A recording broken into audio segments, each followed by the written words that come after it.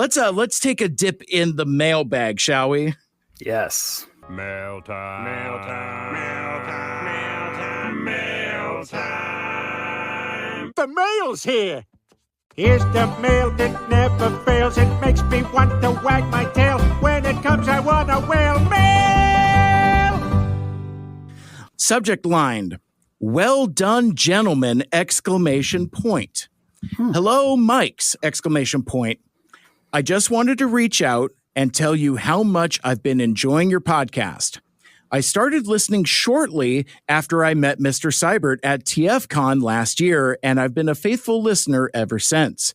I did not want to say anything because I didn't want to let the fact that I was listening to affect you one way or the other, making you too deferential, too critical, or even possibly too self-conscious. I enjoyed listening to your pure opinions and quotes and experience of Transformers Animated as both first-time and repeat watchers. I figure you must have recorded the episode covering the final episode of the series by now, so I'm assuming it's safe to let the cat out of the bag. And if not, then you've now got a nice item for the mailbag feature at the end of the show. We continue. It's extremely gratifying as a co-creator to hear such enthusiastic and in-depth takes on something I worked on nearly 2 decades ago now. In addition to saying extremely nice things about my work and me, the two of you have a very entertaining rapport and some very keen insights and interpretations.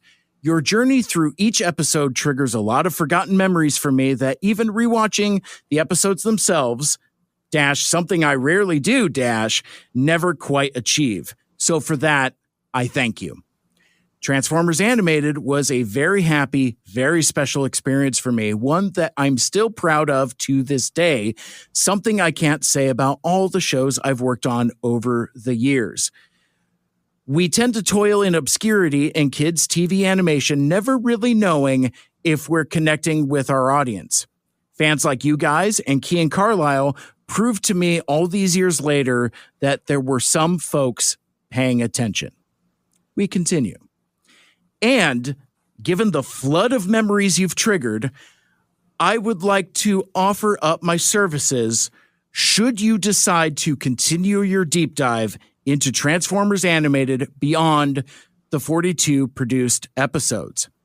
I'd be happy to come on and answer any burning questions you Mikes might have about the making of the show, confirm or deny any of your speculation, and or set the record straight on your rare cases of misinformation or misinterpretation, and or if you want to cover the various Transformers Animated side projects I worked on, like The Arrival, the shorts, the Nintendo DS game, as well as the convention exclusives like the Stunticon Job, the Return of Blur, and the Toy Maker and the Bots.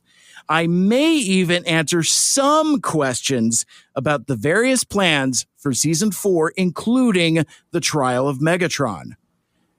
This is an ongoing offer, schedule permitting. Assuming there's interest, I'd kind of like to get all of these memories out there before I forget them again. I might even be able to put you in contact with some of the other talented folks who worked on the show to come on and talk to the mics. Anyway, thanks again for an entertaining stroll down memory lane for this old storyteller. Best, Marty Isenberg. Stop. I am forwarding you this email God. as we speak so that you have it and you can have it. Oh my God. This Mike Seibert, this is gotcha journalism. I'm overcome here. I did not expect this. Oh wow. We did it. We did it. Autobots, transform and roll out!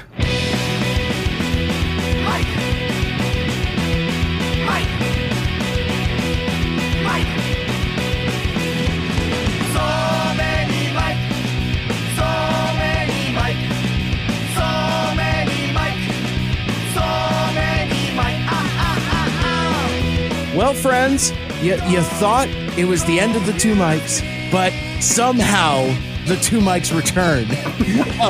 Friends, welcome back for another thrilling episode of Two Mics, Two Furious Animated Transformers, where we talked about, past tense, the 42 episodes of Transformers Animated from two different perspectives.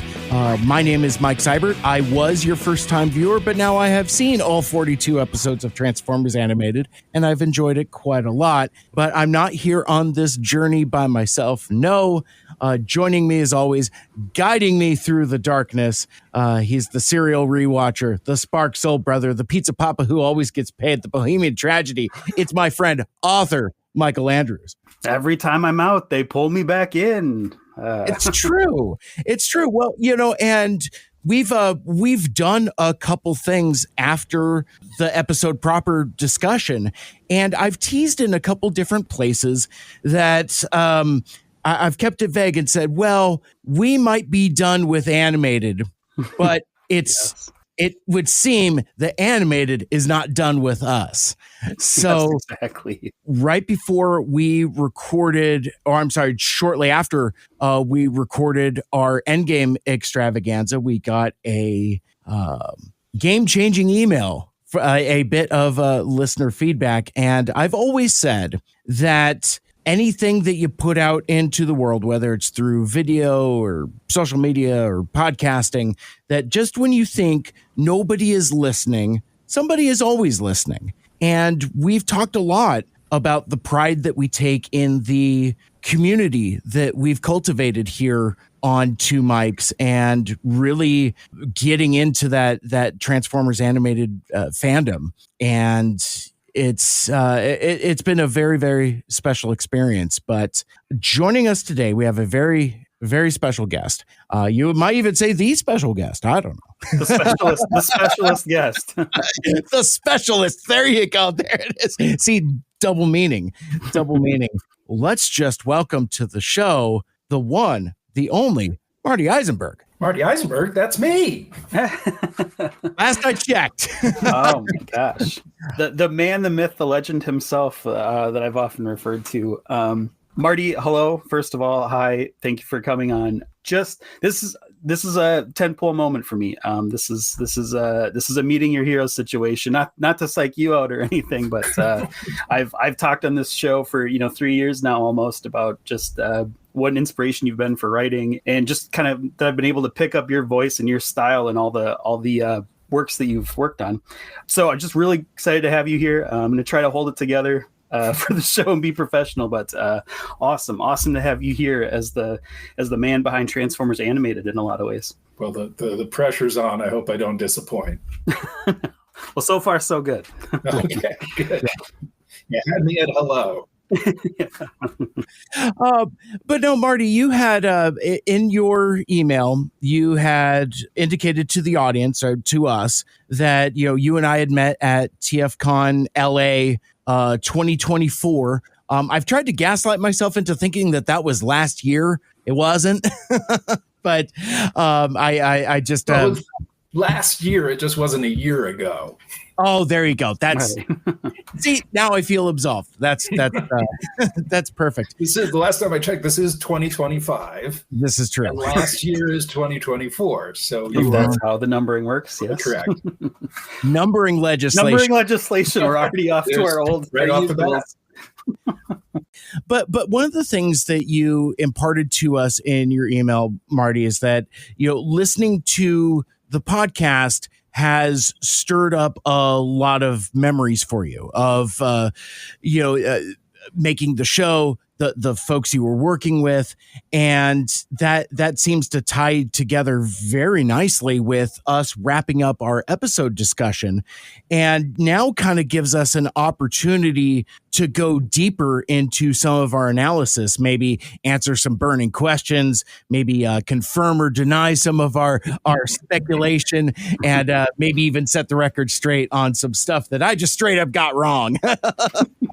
But this is going to be a fun conversation, and I'm really looking forward to the opportunity to continue our analysis of Transformers Animated, because like during the 42 episodes, we haven't really talked about the production as much.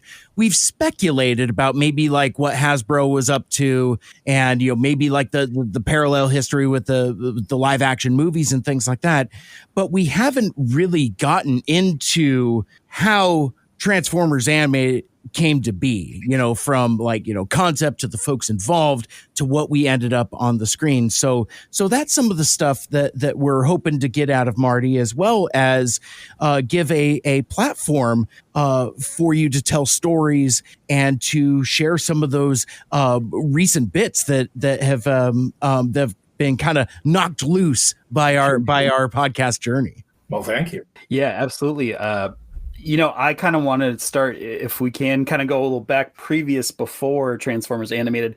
I think Mike and I both kind of talked about putting our notes separately. We wanted this to be a little bit of a Marty Isenberg origin story. Just kind of wanted to see like where you got your start and what you've worked on before Transformers Animated. Obviously, you have a huge catalog even before getting to Transformers Animated. So can you just kind of start out some roles you've had?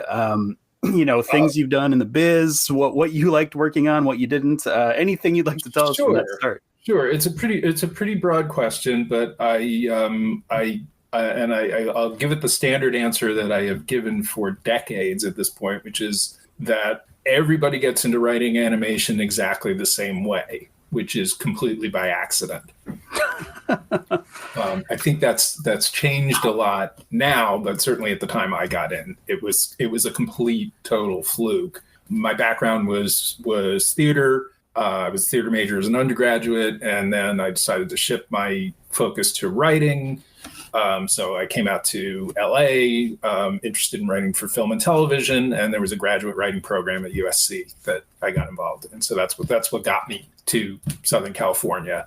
And then when I finished that graduate program, I needed a job. So I signed up with a temp service, and that temp service worked exclusively with the entertainment industry, which was nice. If you want to, if you're going to be an office drone, you may as well be an office drone at a studio or some related job. So my third gig was at this new upstart place called the Fox Kids Network. And I was just answering phones. It was actually called the Fox Children's Network at the time. And there was nothing much more to it than I was answering phones and like, oh, they make cartoons. That's fun. I like cartoons. And at the time, I was also, to make a little extra money, I was doing script coverage. And script coverage is essentially some studio, or in this case, a management company, would hire people to read the scripts that they didn't want to read themselves and then tell them if they're worth reading. So you would read the script and then maybe do a one-page synopsis and then, pass or consider, or would this be something that might work for one of your clients or something like that. So because when I started answering phones at Fox, the executives hadn't all gotten there. It was literally just starting up. The phones rang maybe like 5 times a day. So I could do all my script coverage while I was answering phones. So I was like, oh, I'm getting away with the perfect crime. I'm double dipping here. I'm getting, my hourly wage, and I'm getting my, my fees for coverage. And then about a week or two into it, one of the executives, the director of programming, a guy named Sidney Iwanter, came in, and he was a very brash, loudmouth kind of guy, and disrupted all of my quiet.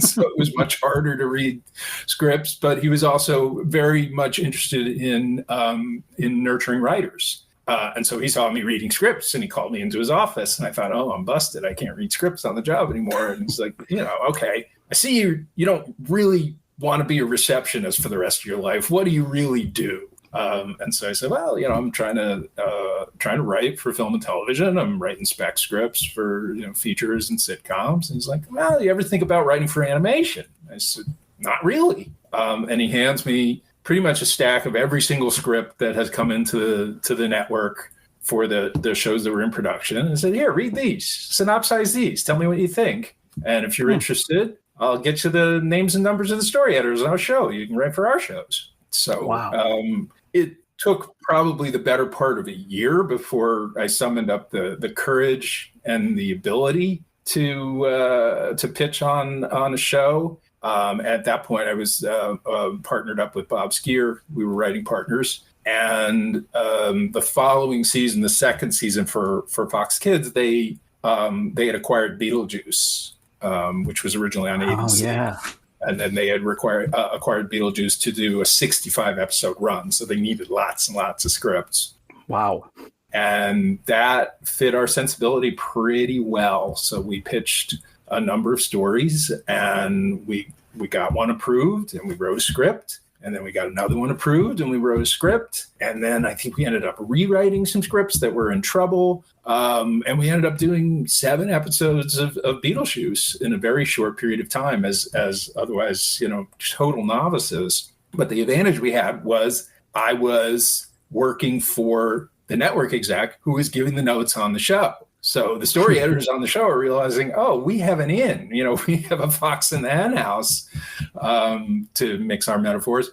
So they liked that. And then Sydney, who was the network exec, liked that he had one of his people writing on the show. So it was, it worked out very well. As a result of that, I had the inside scoop on a number of upcoming Fox Kids shows, including Batman and X-Men, and then later Spider-Man. So we slipped in, kind of under the cracks in the door, but we became reliable guys, particularly for the Fox shows. So that's how we got started as partners. And a few years after that, we had the opportunity to story edit shows. So I left my position at Fox, which eventually had I had risen to the ranks of associate director of development from, receptionist. Wow.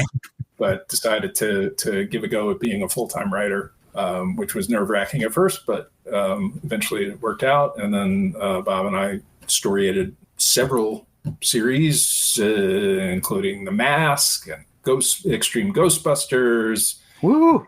and Godzilla, the animated series. And then after Godzilla, we were developing a show. Fox and Dark Horse Comics had a partnership going, and that's what led to the Big Guy and Rusty series, if you remember that one. Oh, yeah. I love Big Guy. Yes. So there were a few other Dark Horse properties that were in the running for what was going to be the follow-up to Big Guy and Rusty. And Bob was a huge fan of a comic called Monkey Man and O'Brien. Mm-hmm. You know that one? Yeah. Art Adams. So he hit me to it, and I thought, oh, that's really cool. That could be a fun series. So we had pitched that, and we got the green light to do a Bible and a pilot on that. And so we were super jazzed to be doing Monkey Man and O'Brien, but the production the development got stalled, and we were waiting. And while we're waiting, our agent sets up a meeting with Hasbro and Mainframe to talk about some show. We were...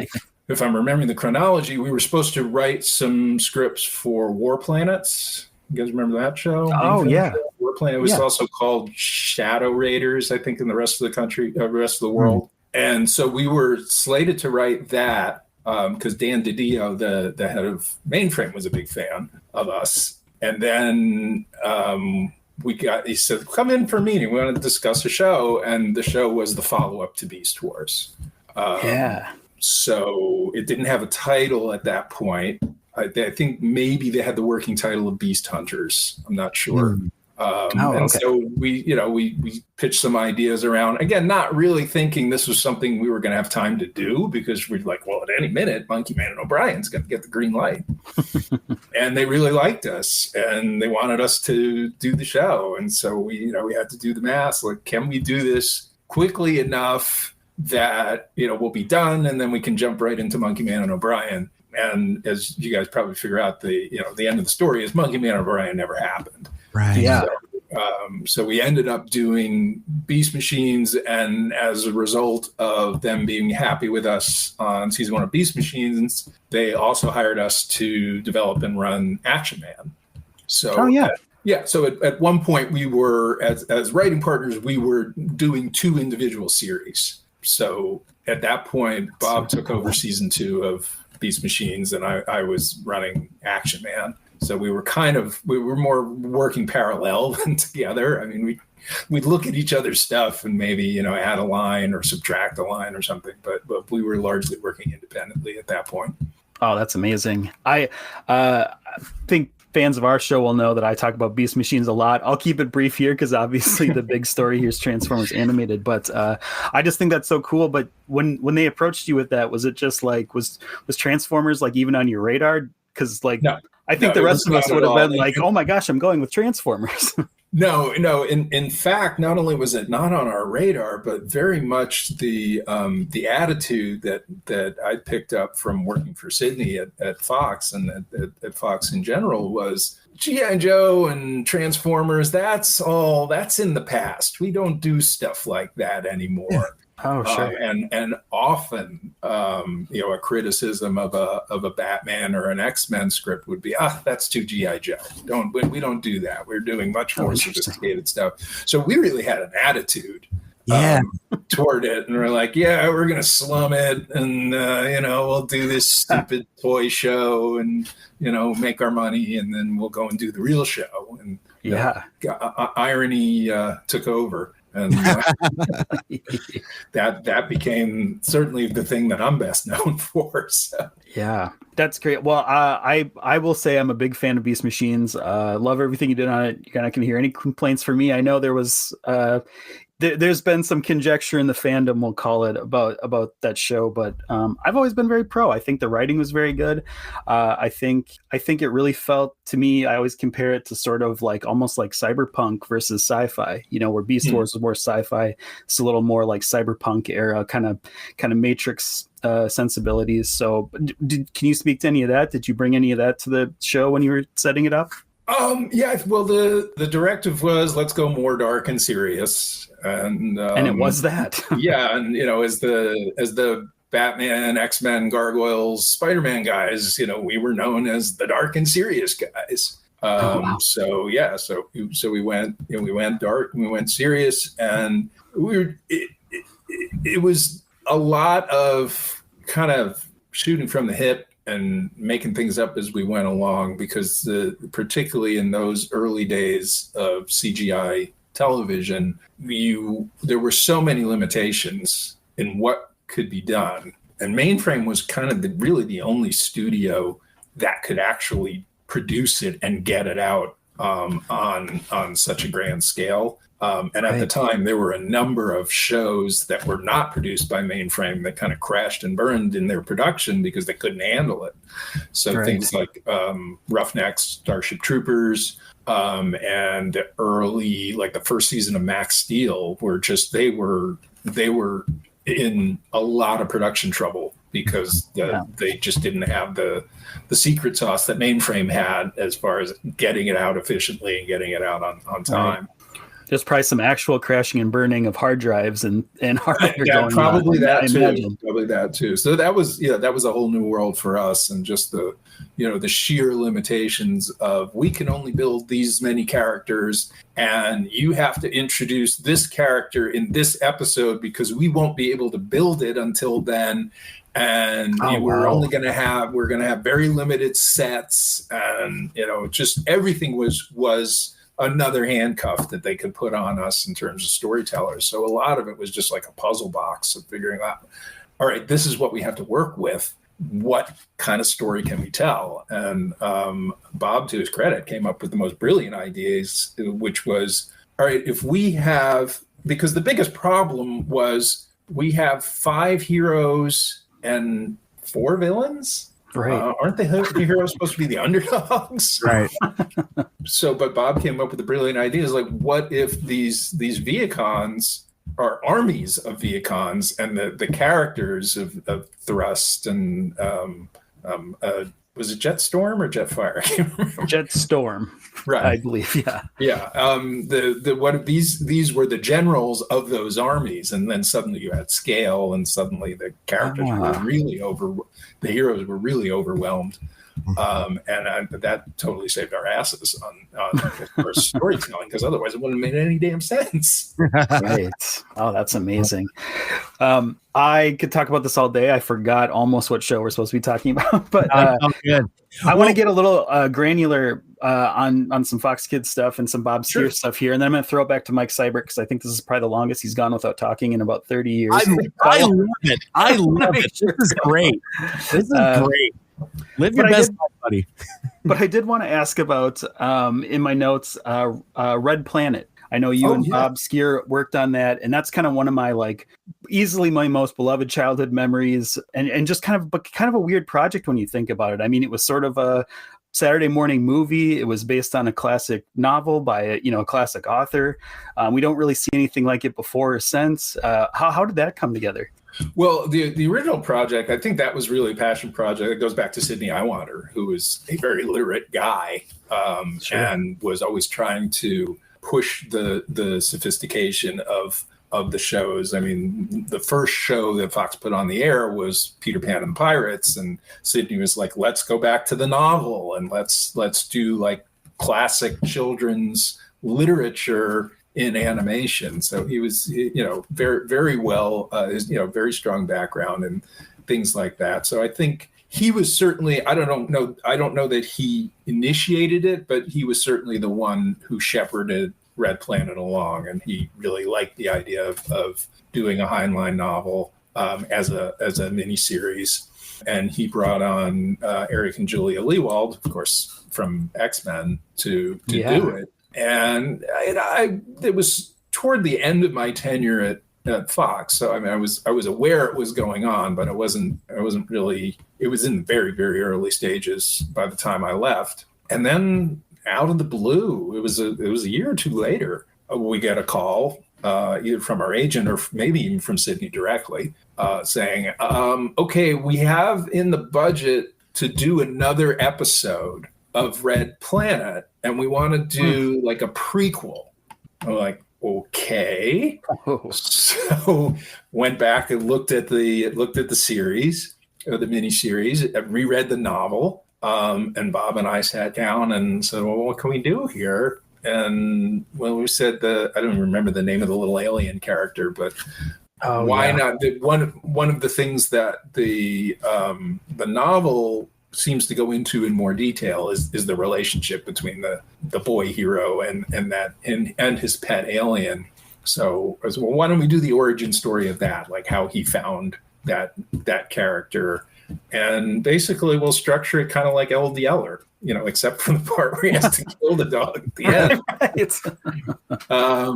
So it's he finds the dog. The first thing is the dog is a menace and just tearing up everything and being a problem, and then the dog does something heroic that endears him and makes him part of the family. So that was the framework for that idea. Interesting. And they went for it. So, but it was we called it episode 0. Okay. And it became, I don't know how many times they reran it, but I guess it just became part of the miniseries the next time they aired it.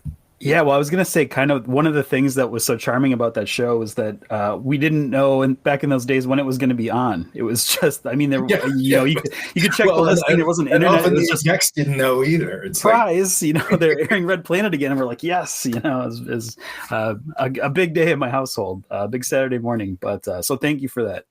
Thanks for somehow making that project come together. We don't really see stuff like that anymore. No. I mean, there was a lot of experimentation over at Fox. When it was the fourth of 4 networks, it had to distinguish itself, and there were very passionate executives that wanted to get their passion projects off the ground, and that's how X-Men came to be, because that was a passion project of Margaret Lash's from back when she was running Marvel Animation. Mm-hmm. So that's the thing, is that was the great thing about being at Fox they would always take chances, and always the mantra was, let's not do things typical Saturday morning. Let's do it different. Let's assume our audience is smarter than the other three networks do. So that's really how we were able to distinguish ourselves. Oh, that makes a lot of sense, actually,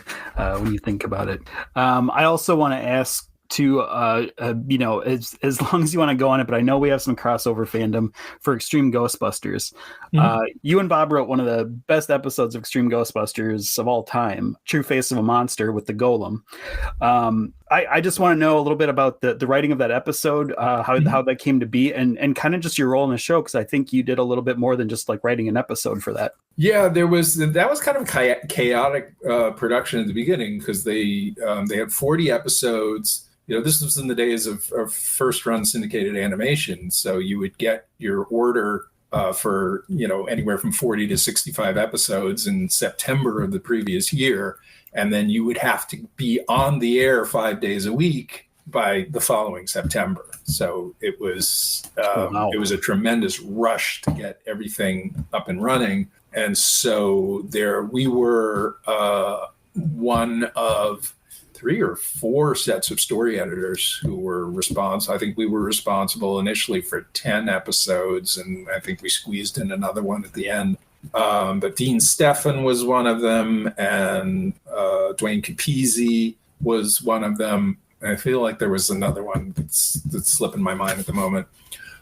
So we were simultaneously brought in as story editors. But if I'm remembering the chronology, we wrote an episode first to kind of get our feet wet, and Dean story edited us. And the story was completely Bob's idea. That was he shepherded that one along. So I definitely contributed to it, but that was really that came from 100% from Bob. Oh, okay. Yeah, that was such a deep episode. And I wish you guys would have written more episodes of that show, because I think it really lends itself to your writing style. That the whole show is just so deep. And it was one of those few shows that was doing like less, it doesn't matter which episode you jump in on, and more overall story arc where we care about the characters. Everyone had kind of their, lingering arc through the whole show. Do you kind of feel like you were in there for like that switch in animation, from like the switch to being like, here's anything you can tune into at one episode a week, and it doesn't really matter, to these long kind of overall arcs that we see in Transformers Animated and other shows now? Yeah, I mean, there was a clear turning point, and that was X-Men. Previously on X-Men, where it was designed to, I mean, from the get-go is we're going to have continuity, because that's the material that we're adapting, and to try and do it as standalone episodes would just not get across what works about that. The original comic book property is it's a soap opera, right? With mutants and superpowers and stuff. But ultimately, what carries you through is all of the character dynamics. So that was very much planned out from the get-go of those first 13 episodes. Is like, this is how they're going to connect, and this is the whole story arc that we're going to be telling. I think as it went on, it got a little less strict continuity. I mean, there would be like there would be certain sagas that would all connect, and then others would be more standalone. I think we were dealing with not just 13 episodes, but suddenly 65 episodes. It just, as a matter of practicality, I think they had to have episodes that they could just throw in there between the bigger connected sagas. So yeah, and to a lesser extent, Batman did that too, in the sense that whatever was established about a villain's backstory or whatever in the previous episode would continue the next time that villain appeared. So there wasn't like cliffhangers, unless there were two-parters or something like that. But there was consistent continuity in Batman, with the sole exception of the Riddler. Yeah. we put him in. We basically turned his mind to mush, and no one ever explained how he unmushed his mind. Yeah, I'd agree to that. I have it in my notes later to ask you, but I guess since we're talking about X-Men now, do you ever see any potential for, in the way that X-Men 97 came to existence for streaming? Is there like a Transformers animated 07 possibility? That's a question for the powers that be at Hasbro. If there is, I'd want to be part of it, but well, yeah, I would hope. Yeah, beyond that, I mean, it's always when you're dealing with toys, it's always a different thing where they don't want to go backwards. It seems like every new toy line has to be different and brand new and has some shiny, sparkly thing that the last one didn't have.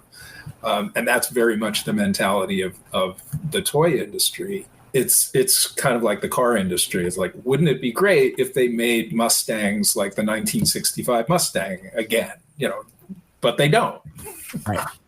I guess at some point they determined that not enough people would buy them, and the same is true for revisiting an old toy line. That's why you never see a 100% G1 reboot, which it seems like from a financial perspective would probably be the more obvious one.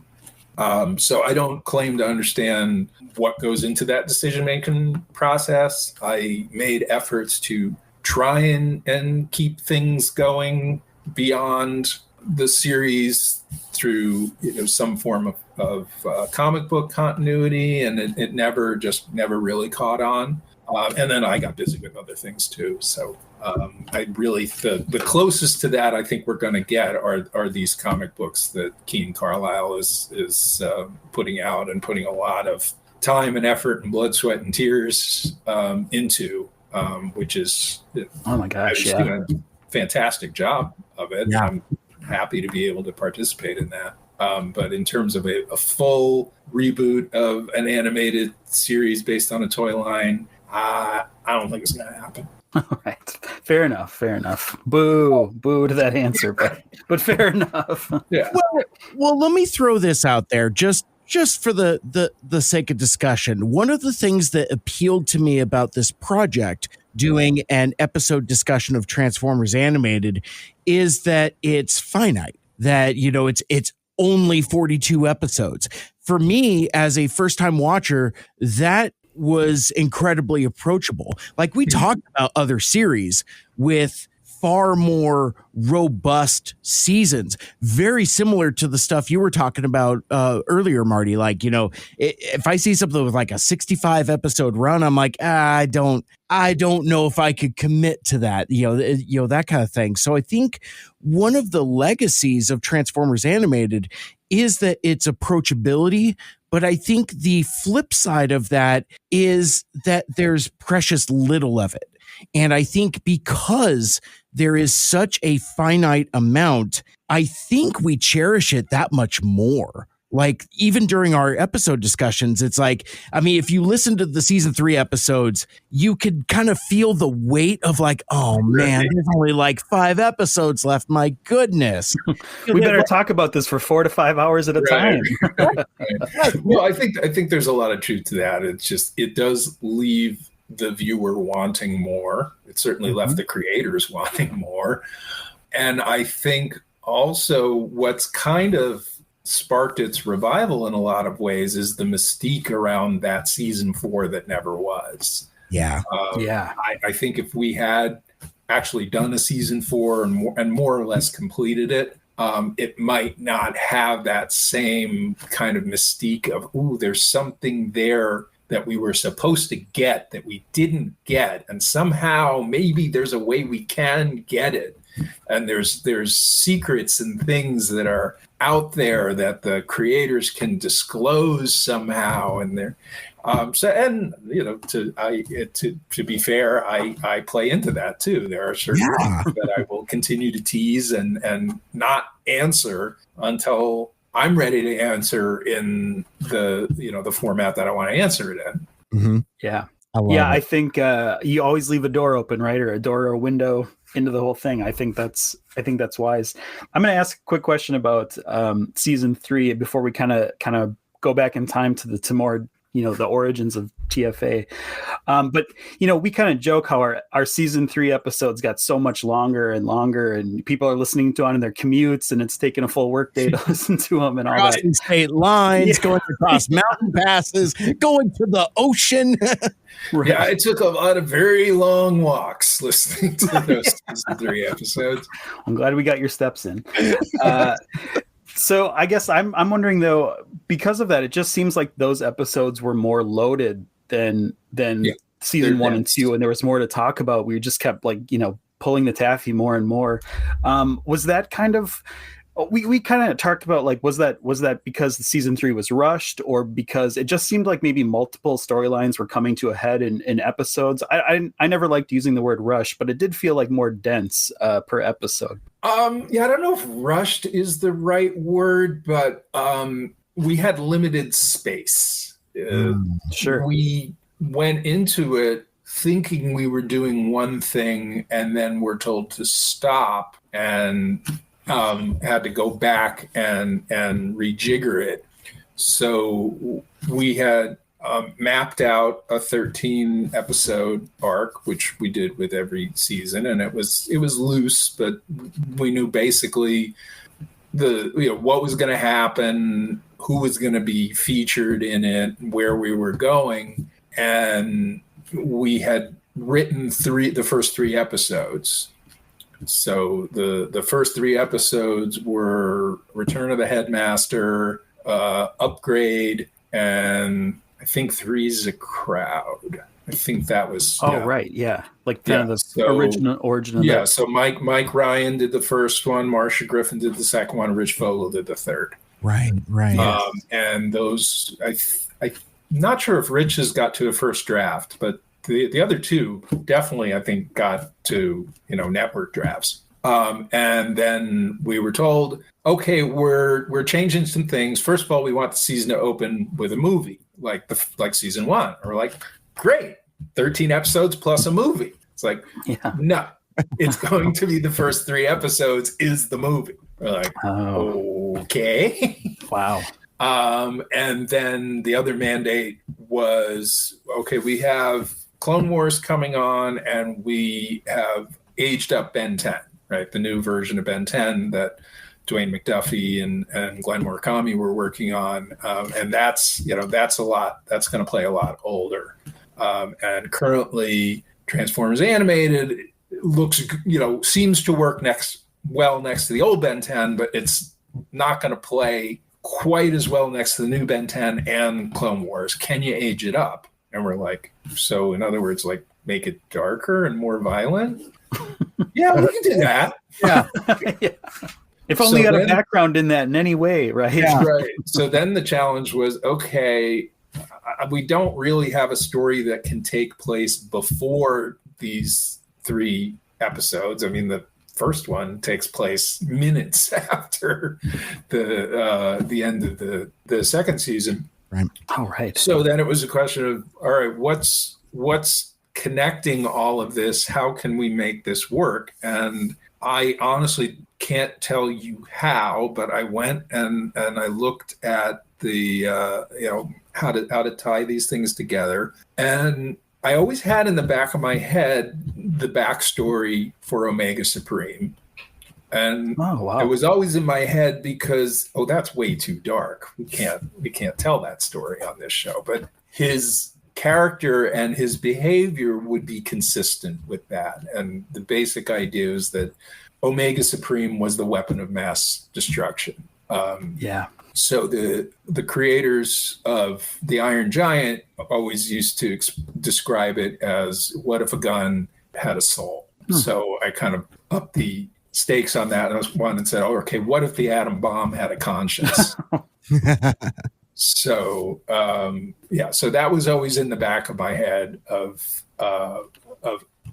who and what Omega Supreme was. And so I said, was probably pretty much just talking to Matt and Derek. I don't think we were pitching it to anybody at Cartoon Network or Hasbro. I said, all right, well, I have this idea for this backstory of Omega Supreme. And what if we told the story of how Ratchet and Omega Supreme bonded? And then Ratchet would be kind of the thread that ties at least those first 2 episodes together.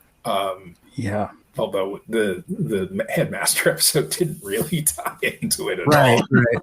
But we would follow Ratchet's emotional journey, and that would trigger the flashbacks, Lost style. And then the question is, well, where do we go? And I think it was probably Matt who said, well, why doesn't Megatron take over Omega Supreme? Like I said, okay, them transwarping all over the galaxy, like that was going to be part of the season. That was already part and parcel, and that was actually the B story of Three's a Crowd.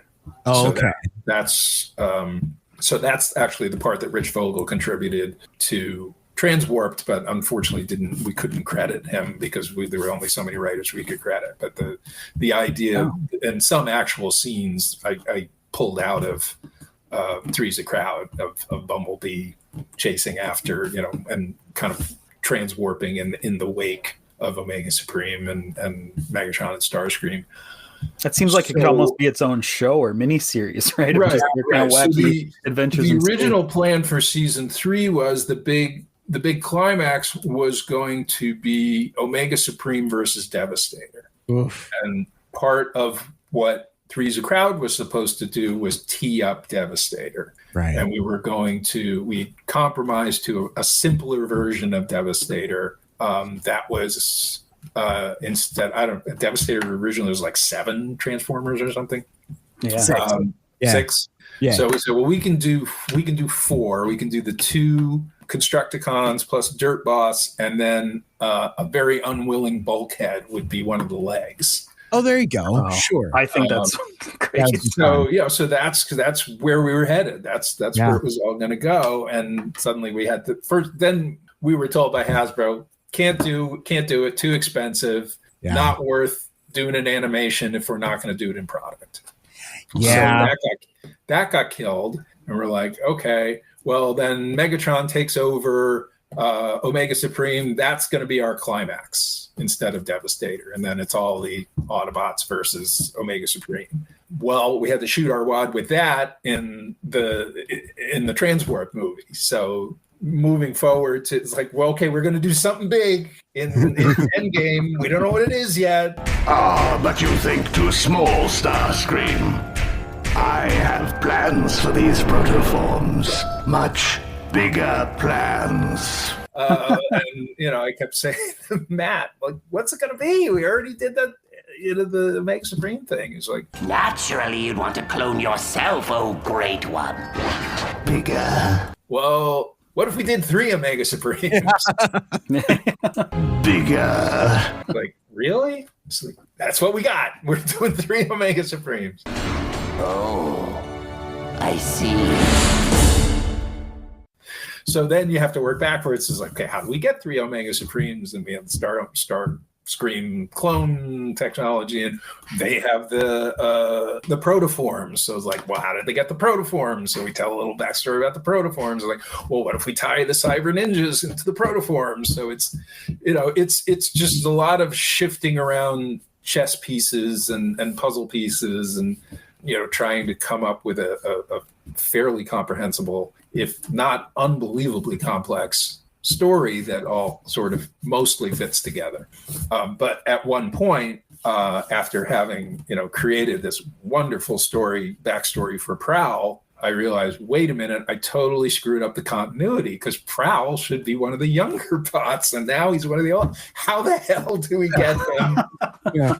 So it's like, oh, he's been meditating for 50 minutes. There you go. That works. Do you mind? I'm trying to meditate. Don't worry. We'll just work around you. A million stellar cycles trying to commune with the Allspark, and all I have to show for it is a massive processor ache. It's like, okay. All right, now at least we're on but literally, like, every time we would sit down and do a season 3 episode, like, we would bring in a freelancer to break the story, I would get out my legal pad and I would write down every character, and then where are they?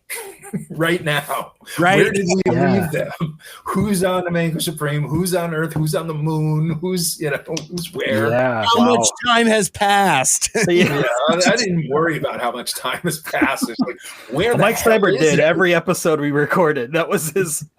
He had a T-shirt of it. Some unspecified amount of time has passed. Is the answer to that question? Yeah, I love it. From my writer brain was always like, I never wanted to say it, but I was like, Mike, I don't think you're going to get an answer to how much time has passed here. That's not what we do. Well, Sam Register was not big on continuity to begin with, so he didn't care. Sure. It's like, it doesn't have to make sense. It doesn't have to be like, if you watch the original Ben 10, it's like not most of it did not make sense, and even the supposed finale was presented as a what if story as opposed to like this is definitively how it ended. So it was like a 4-year summer vacation kind of a thing. Sam was never bothered by continuity. But that's really interesting that you say that, though, because I think one of your kind of hallmarks of your style, if I've picked up on anything, is continuity. And I think that's what you bring to a lot of your work, is that sense of, all the characters are always mentioning, what they've done before. And, there's this feeling that they know what happened in the last episode, where you don't get that from a lot of other shows. So it's kind of interesting that I think you brought that. And for the most part, I don't think we did recaps. I think we only did recaps when we were short on animation. Or like if it was a 2-parter or something like that. Previously on Transformers. But that's definitely true. But there's a lot to juggle continuity wise. But I don't know if I succeeded, but I always tried to make sure that there was something in the A story that was enjoyable, that a casual viewer could at least get the A story and get the fun out of that. So my mantra was always reward the loyal viewer, but don't punish the casual viewer. Wow, that's a great stand. I think that's really interesting. Just your thoughts on season 3 about that, because I think most people would agree that like that ending was very satisfying. I think one of the things we kept talking about in our review of it was just like how it felt like such a perfect culmination of all the seasons before it, and how it really felt like an end game, and that all the chess pieces had been moving for 3 seasons right into this perfect spot. To kind of know that it didn't exist until the last second, relatively, is pretty interesting. There's a lot of tap dancing. There's a lot of kind of figuring it out on your feet. It helped that we had a very tight rapport between me and Matt and Derek, where we could just sit down and say, okay, where are we going with this thing? How are we going to make this work? And we could have that conversation on a daily basis. So it always felt coherent and cohesive. I think the fact that Sam gave me an office in the production, which he didn't have to do, because the way my deal was structured, I was not a salaried employee. I was a freelancer. I was paid per unit, not per week. So they were not required to give me an office, and in fact often are discouraged from giving offices to freelancers, but Sam insisted on it. And I think that really made all the difference in the world, is that I was always there. Matt's office was on one side of me and Derek's office was on the other side of me, and we could often shout over the walls. So that there was that constant communication between the 3 of us that was able to make something that otherwise would just be unwieldy. It made it all congeal. So going back a little bit to some things we were discussing earlier, we kind of wanted to go forward to be able to go back, but as Michael Andrews were doing the episode discussion, we didn't really get too deep into the weeds in far as production. Like, we would shout out the writers of individual episodes. We talked about Derek, we talked about yourself, but there are so many folks that went into the making of the show. A lot of names that Marty, you've brought up here casually. You've mentioned Matt Youngberg and Sam Register, and those are names that aren't really in the canon of our show because we haven't really talked about them. So I thought this would be a terrific opportunity for Marty, for you to tell us about them. And from there, that kind of transitioned into maybe the story of how you and your friends got involved with Transformers Animated. Okay, fair enough. Well, one of the things that, and this is not specific to your show, but I think in general, as far as setting the record straight, I think that Derek and I get the lion's share of the credit from the fandom. And I think that Matt Youngberg and Sam Register don't get nearly enough credit for it. And some of it is they don't seek it out. They don't, they don't go to conventions. They don't speak. They'll, by and large, they have moved on to other projects. So it doesn't maybe rank as high in their personal canon as it did for Derek and it does for me. But I do feel like they deserve much more credit than they have received over the years, generally. So then specifically how I got involved in animated was through Sam from writing on Ben 10. And Sam, I probably written about 4 or 5 episodes, and Sam really liked my work. I was good friends with Tom Pugsley and Greg Klein, who were the story editors on Ben 10. And at some point, Tom had said, "Oh, Sam wants to meet with you about some project. I don't know. It's like super secret." And I was like, "Oh, cool." I had just come off of being a staff writer at Nickelodeon on Danny Phantom. So I was kind of looking for what's my next gig. I was picking up freelance episodes of Ben 10, but it's like, well, let's get something longer term going. So I was really happy. I'm going to have a meeting with Sam Register. It'll be his follow up to Ben 10. I was like, cool. I can be part of his posse. And so I have lunch with him, and he says, "Yeah, we're doing a new Transformers series." And in the back of my head, I'm going, "Oh no, I don't want to do another Transformers series."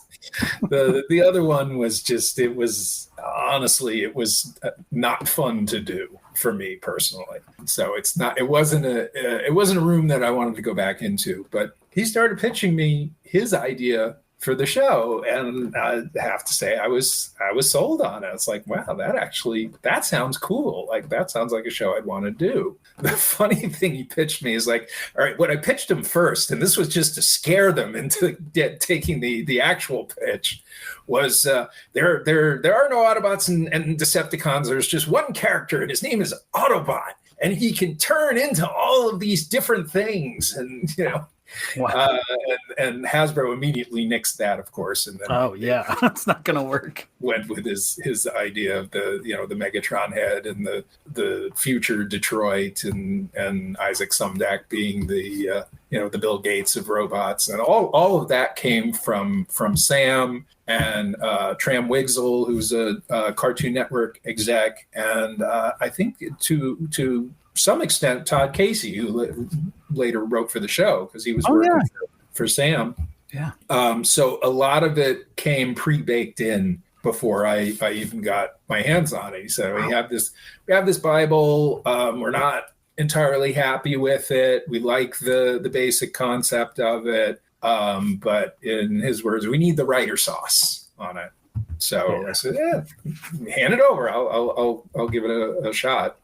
So that was probably the very end of 2005 was when I first met with Sam. And then early the following year, my agents hammered out a deal for me to write a Bible and a pilot script, and then be attached as story editor, assuming that it went forward. And, the nice thing about toy shows is they're paid for, so they're going forward. Yeah. But it took a lot longer than I was used to for the green light to happen. It was a very slow process for some reason. Whereas I was used to, the toys are going to be on the shelf at this point. The series got to be on the shelf. Go, run, start. So this was a much slower ramp up, which I think ultimately benefited the series because they had a lot more time to think about it. So then the next step, so I think I rewrote the Bible, and I think I wrote the pilot script, and then the next step was to what Sam called have a blind date with Matt Youngberg, and see if we could mesh. And in Sam's words, is like, whatever you two guys decide the series is, that's the series. Like, he was going to be very hands off. It's like, I'll be there if you need me, but I want you guys to run the show. That was very appealing. So I was very motivated to get along with Matt. So we met up for lunch and, decided that we could work together. And then there was a very, very long gap before the actual green light happened. So that would have been around maybe the spring of 2006. And we didn't get the green light until maybe August to actually start working on not just the pilot, but the origin story. And the origin story was originally just going to be a two-parter. Sure. And it was going to end with the Autobots defeating the nano monster, and they're the new heroes of Detroit, the end. And then a couple weeks before my deal was supposed to start, I got the news, no, we're going to do a movie. We need another half hour in there. And I was like, what do I put in there? The story is complete. And then, after a couple of sleepless nights, I'm like, oh yeah, Starscream's still out there. Maybe he can come back and kick their asses. Greetings, Autobots! Mind if I crash the party? Right. So, so then that became the Transform and Roll Out origin movie. And one of the things I did before I actually sat down to write it is I wanted to watch, or in some cases rewatch, 3 things that would be, for me, the inspiration for the show.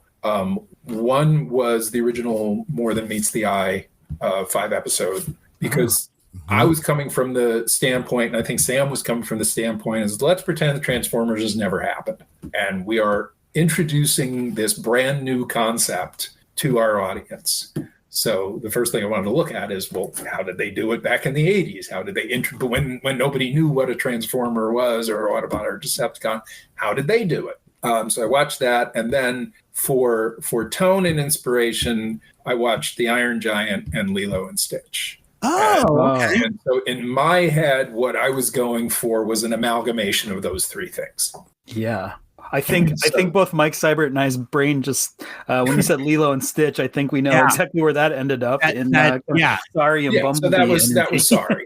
Snapped into place. I love it. How and that was like, well, how do we do a precocious 8-year-old and not make her annoying? And so I think, well, but there was just a movie with a precocious 8-year-old who was not annoying, who was actually quite compelling. It's like, well, let's try and make her more like Lilo. Let's make her a little more of a weirdo.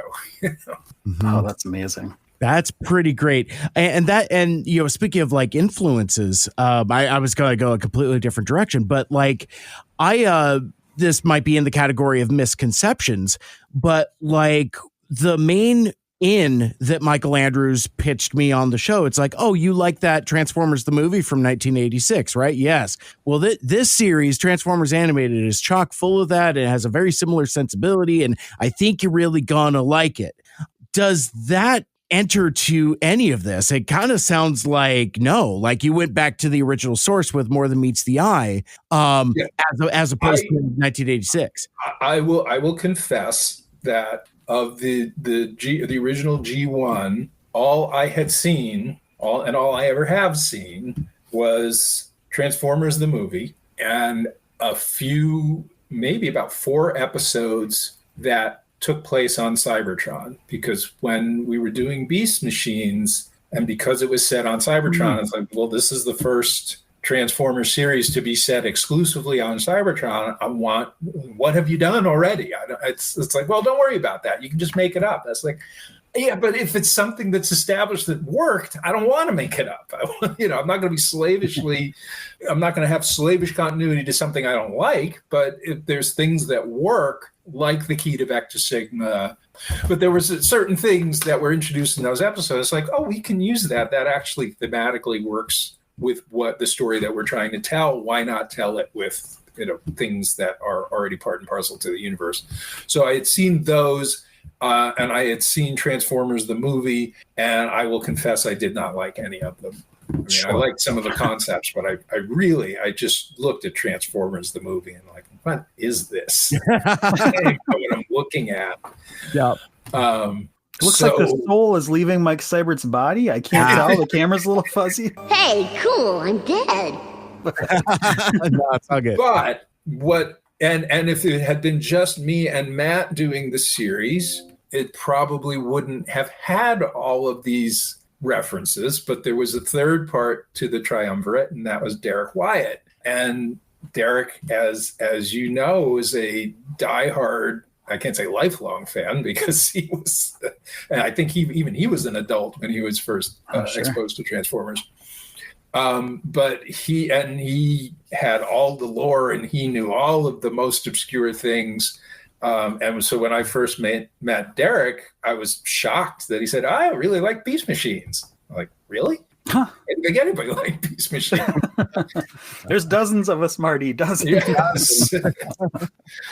So that initially endeared me to Derek very much. But Derek slowly but surely had a greater and greater influence on what was going in the show, not just as art director, but he had a lot of great ideas. And it's like, I don't have a writing staff, and Derek's generating all these really cool ideas. I'm going to listen to Derek.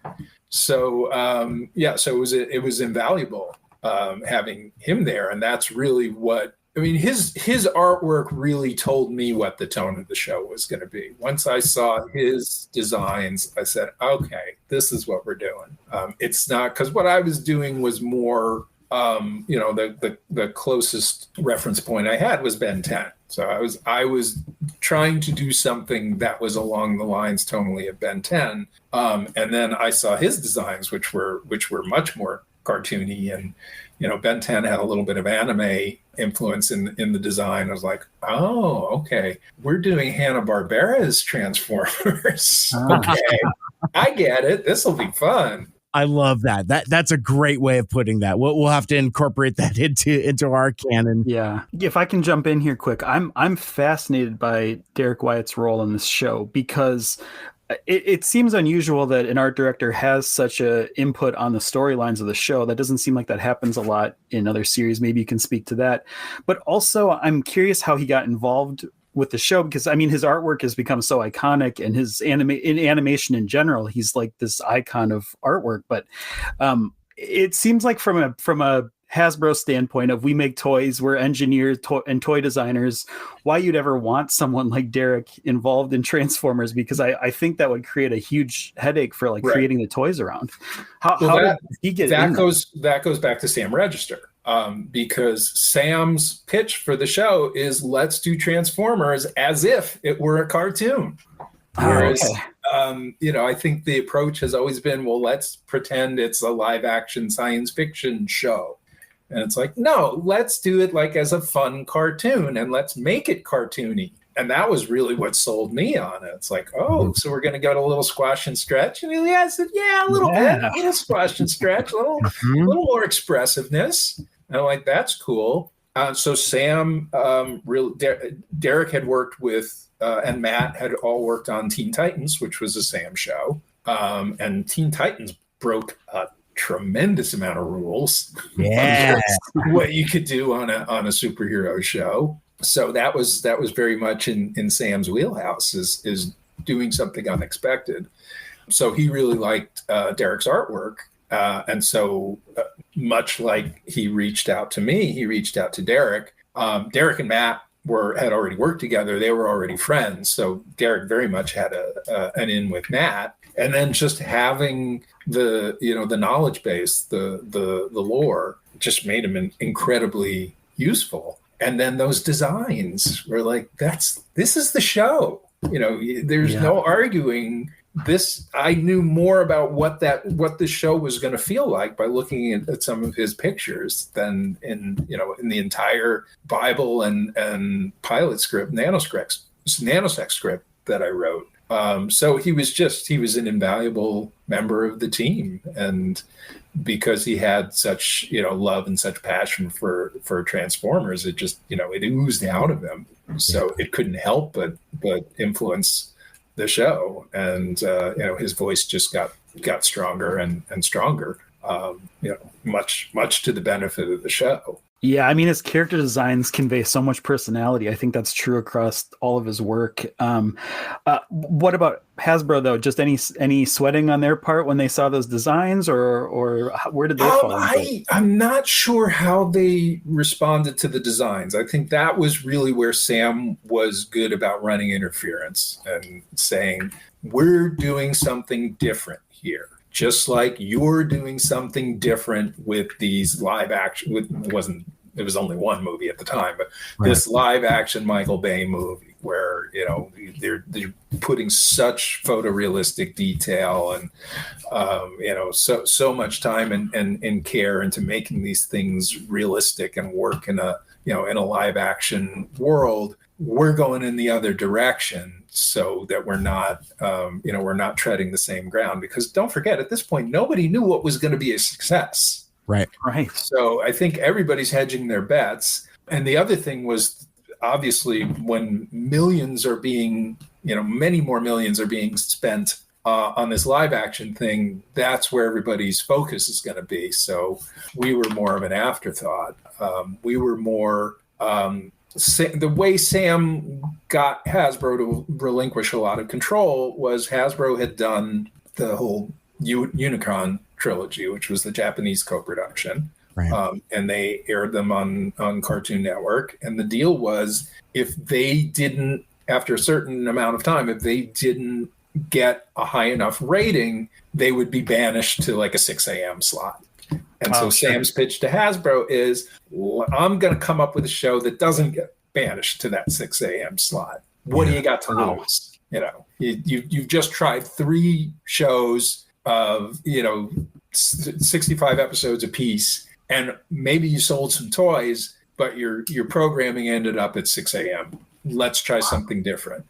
So, and I think because they were already relinquishing a lot of creative control to Michael Bay, they were already primed to say, okay, we'll hang back a little bit. We'll let the creative, we'll let the entertainment lead the way. And then Sam, again, his thing was, okay, now what we're going to do, we have these designs from Derek. We're going to do what he called the mind meld. And he would bring out all of the designers for a summit, and we're all going to talk about how do we turn these cartoons into 3-dimensional toys. And so they were there, for probably the better part of a week, and a lot of big discussion points. And these were all the major toy designers from Hasbro, and Aaron Archer, and a number of, I think even Yoki-san from Japan was there,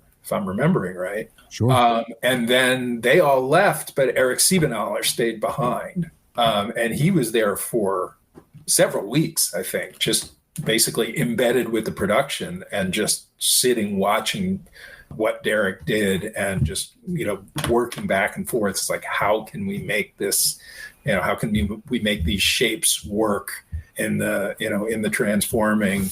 And it was just this really miraculous thing that only could have happened with having those people and our people in the same room at the same time having a conversation. And I don't know that they've ever had that kind of creative collaboration since. Certainly they didn't have it before. Right. So that again, that really goes back to Sam. And I don't think those toys would have been possible in the way that they came out without Sam insisting that there be connection between those two worlds. Yeah. Yeah, it's incredible because we've talked about the toys, saying that they're a feat of engineering of a feat of engineering, in that they're able to look convincing in both modes and yet somehow accurately evoke the character designs. And it's, you said it best, Marty, it hadn't really been done before, and it really hasn't kind of been done since. It's really kind of unprecedented how collaborative that is. It reminds me a little bit of the way they kind of did things in the 80s, but more from like crass consumerism standpoint. We have more toys to sell, put them in these comic books, put them in these shows. One of the perhaps misconceptions I had is like, is this a show to sell toys, or was, past tense, I guess? Well, they're always there to sell toys. Ultimately, that is what they live and die on. Is if the toys don't sell, there will be no more show. What varies from production is how much they will let the entertainment drive the product, and how much they will insist on the product driving the entertainment. Got it. Because they had, I think the Unicron trilogy was fairly successful in terms of toy sales, but very disappointing in terms of entertainment. So I think and also with this big feature coming out, I think they were starting to see themselves to at least try to be more of an entertainment company in certain aspects than just little pieces of plastic. So there were sympathetic people within Hasbro who understood the importance of it. They didn't always know how to pull it off, but they understood. And one of those people was Steve Drucker, who I had worked with on Beast Machines and Action Man. So there was a level of trust there because I was involved. I think they were a little leery of Sam because Sam could be pretty brash. So the story I always tell is when the Hasbro people first came out. I think the movie has been written. We're kind of have the big summit and move forward into the production. So all the Hasbro people came out, and Sam says to me, pulls me aside and says, "You gotta control Drucker. You just gotta keep him in line." Like I go back with Drucker. I think he's a great guy. Don't worry about it. And so that night, the Hasbro people take me out to dinner. Drucker pulls me aside and says, "You gotta control Sam. You gotta keep him in line." I said, "I think I can do that." Amazing. That's incredible. I love that.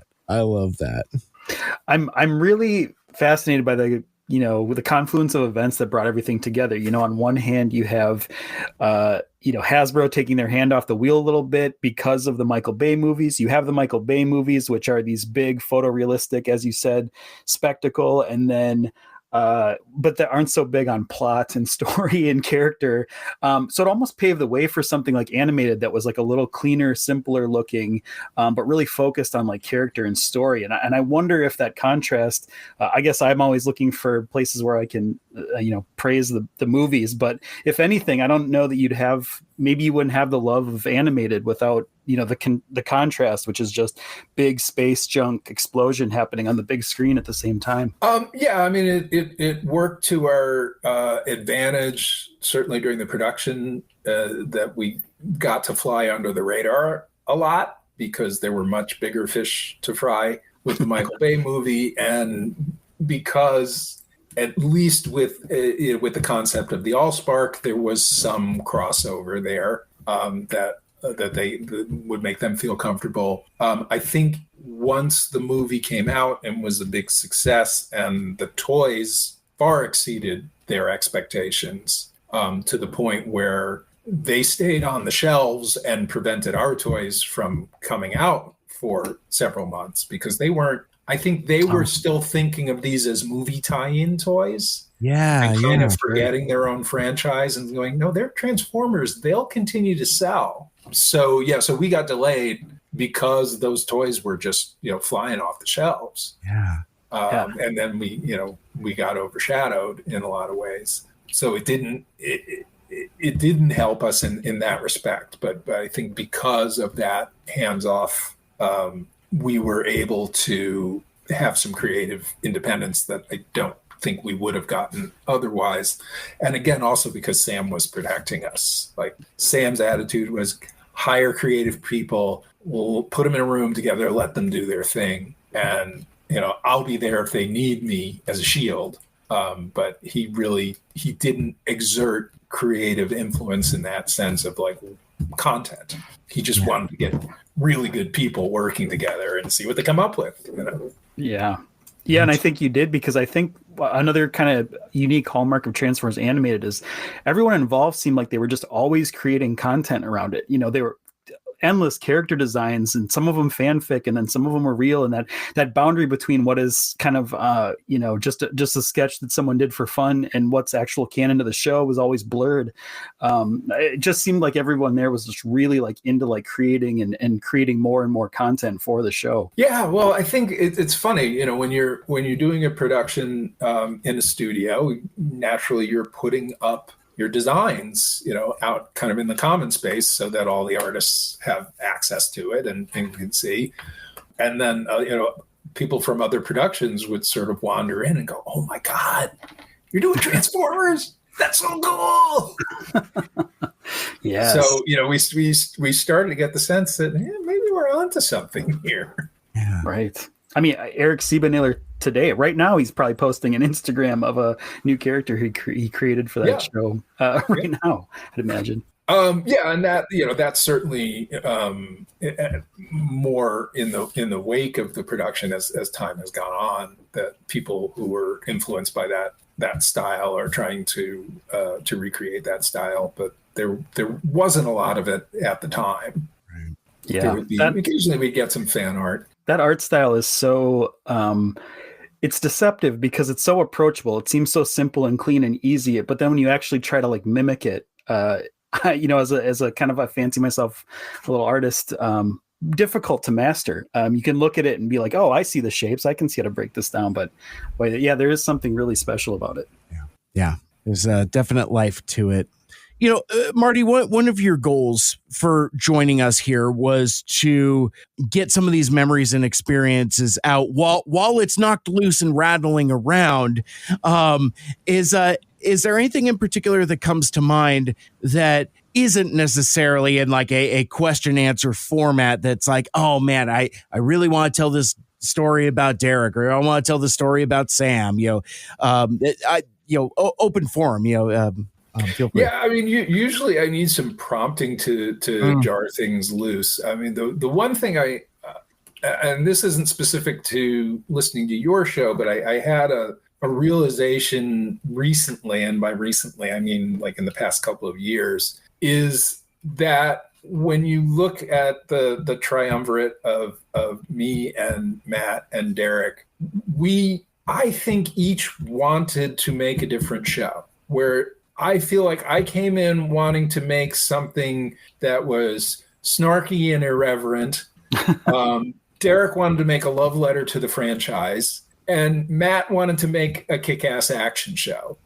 And I think the miracle is we all got to make the show we wanted to make, and we all got to make the same show. Yeah, that's wild and absolutely true. I mean, it checks all those boxes for different reasons, and I just think how you were able to like balance those is incredible. Like, you try to put your finger on like what is Transformers Animated. It's hard to say exactly, but like when you're watching it, like kind of when you see something or you hear a plot point, you're like, "Oh, that's just so animated, right?" Like that's just so unique to that show. Yeah. Well, I think what is animated is the thing that is the amalgam of those three sensibilities. And I think because we had a very good open working relationship that was very yes and not no but, and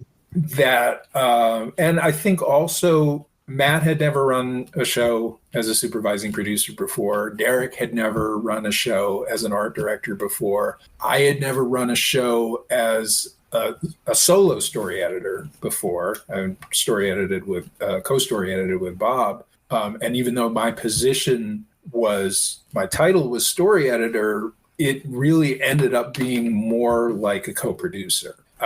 Because of Sam's hands-off policy, the three of us had a lot more say. We had almost total autonomy in the voice casting, where it was like, you guys figure it out. And I'd never had that before. Wow. I mean, I was always in the position of making suggestions, of giving my thoughts on on the callbacks, but to actually bring, to be there for the callbacks, to cull all of the initial voice auditions and say, this is who we want to, this is who we want to bring back, and work so closely with Sue Blue on that. That was something that we really, I'd never had that much autonomy before. So again, it was because the three of us were able to, we were novices enough that there weren't egos getting in the way, that we all and each had something to prove, and we figured that the best way to prove it was together. I love that. There's some poetry to that. That's really quite beautiful. I love it. And I think the message is, to employers, take a chance on people, right? Like get good people together. It's hard when there's that much money involved. It's very hard because look, we were fortunate. We were the right people, the right project at the right time, but there was no guarantee that we would have been that. Yeah, sure. Yeah. I have always felt that luck is kind of like when skill converges with opportunity. Like it's a lot of like the right people in the right place at the right time, just sometimes, and the universe could nudge us along. I mean, I firmly believe that as well, but yeah, there's, it's just that convergence that couldn't happen at any other time in history. It's amazing. Sometimes fate makes its own programming.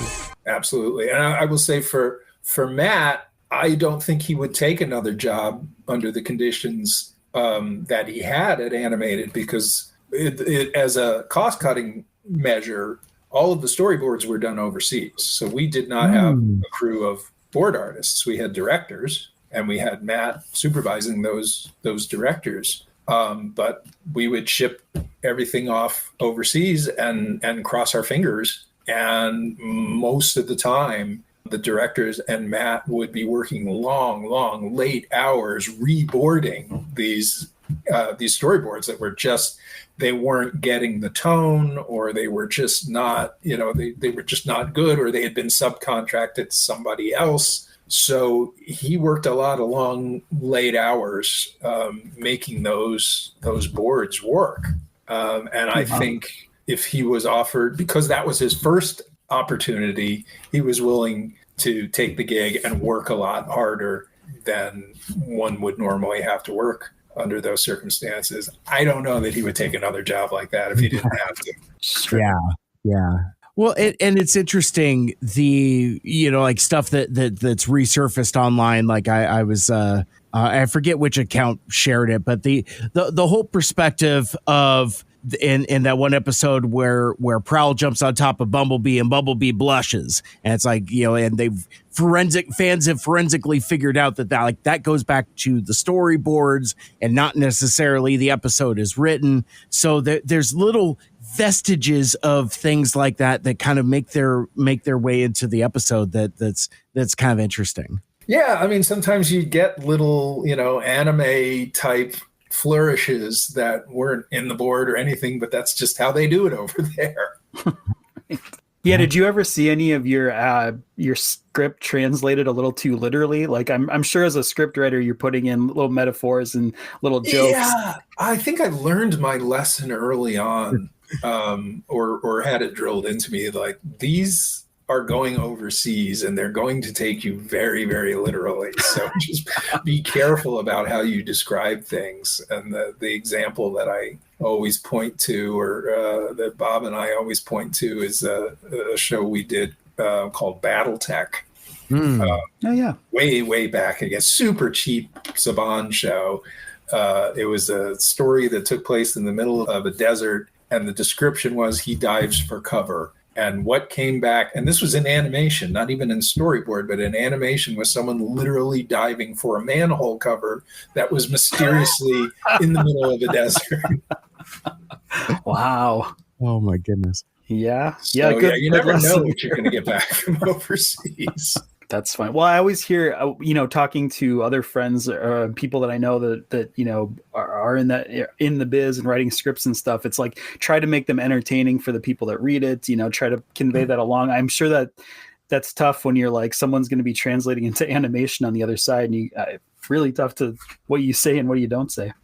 Yeah, and it's a lot harder when it's the board artists that are going to be doing it overseas. I've been on at least one other show where that's happened, and it doesn't work very well. It just makes more sense to have the board artists there in the crew. I mean, one of the funny things about our crew was that we could all fit in one elevator. Okay.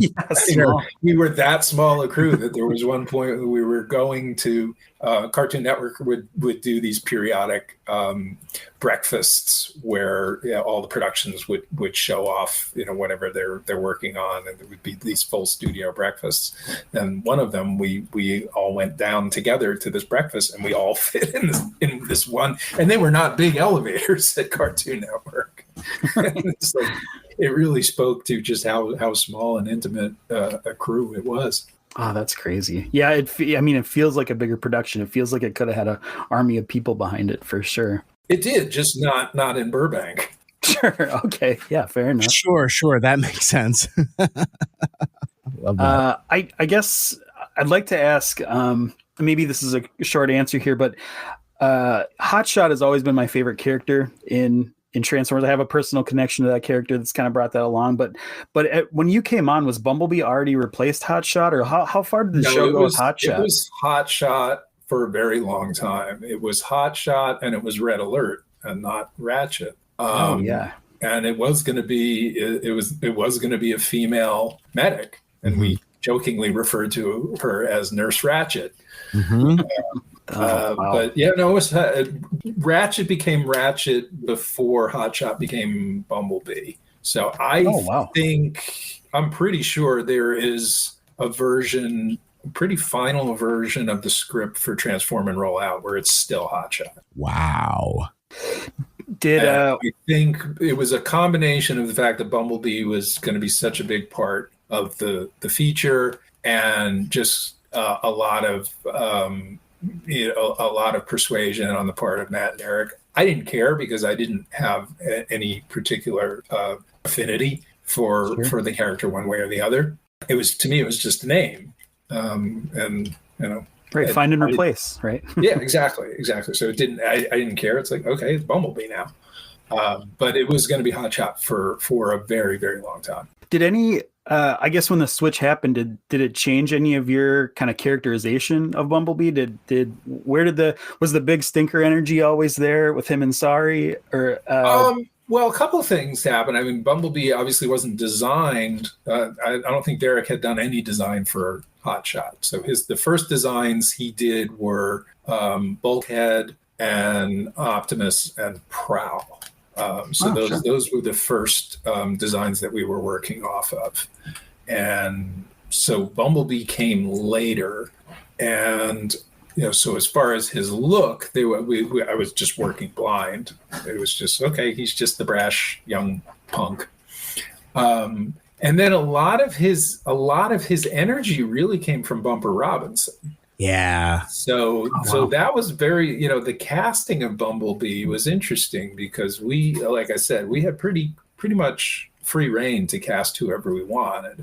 And that was a big part of how David Kay got in there, was at Derek's suggestion that he auditioned for Megatron. Mm-hmm. But we were leaning toward a different actor for Bumblebee because, again, we were dealing with budget, so we really had to cast for versatility. And it's like, anybody we're casting as an Autobot better be able to play a Decepticon. Better be able to, make sure that their voices are not as as noticeable as the same actor.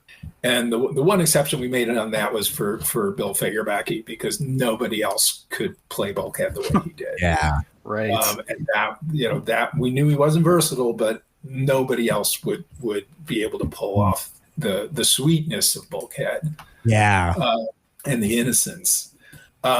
So we were looking to cast an actor who was more a traditional, man of 1,000 voices for Bumblebee, and he played it kind of more toward the innocent, closer to what the original Bumblebee sounded like.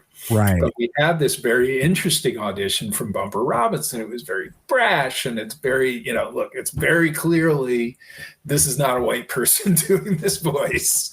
Yeah. And Sam loved it. He's like, let's do this. This is so different. Let's not do the typical thing. Yeah, yeah.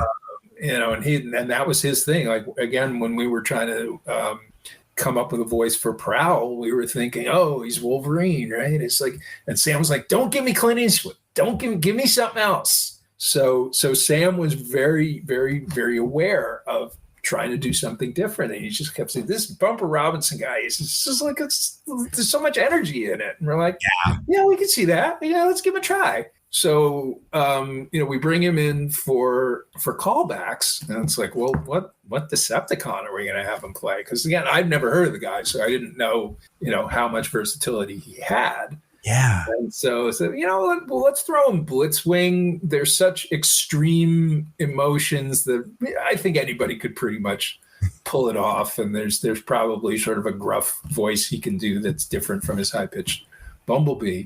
And fortunately, Derek had a design at that point, and he looked at the design and saw the German helmet and the monocle and everything.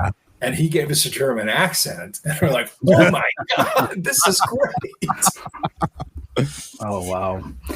The voice cast on this show is insane, the talent, because even before I got to this project with Mike, I wouldn't have believed that anyone was voicing anyone else on the show, that everyone was doing their one unique character and everyone else was, auditioned and had other actors for him. And then just going through, I planned on we're going to learn who these actors are and we're going to have all these things. And then it was just like 4 or 5 people, right? Doing this entire cast. Again, out of budget necessity. Oh my gosh. You couldn't tell. When we went into casting, I think we had maybe a 10 actor limit. No, I think it was like 8. It was like ridiculous. I was like, but we have 10 characters.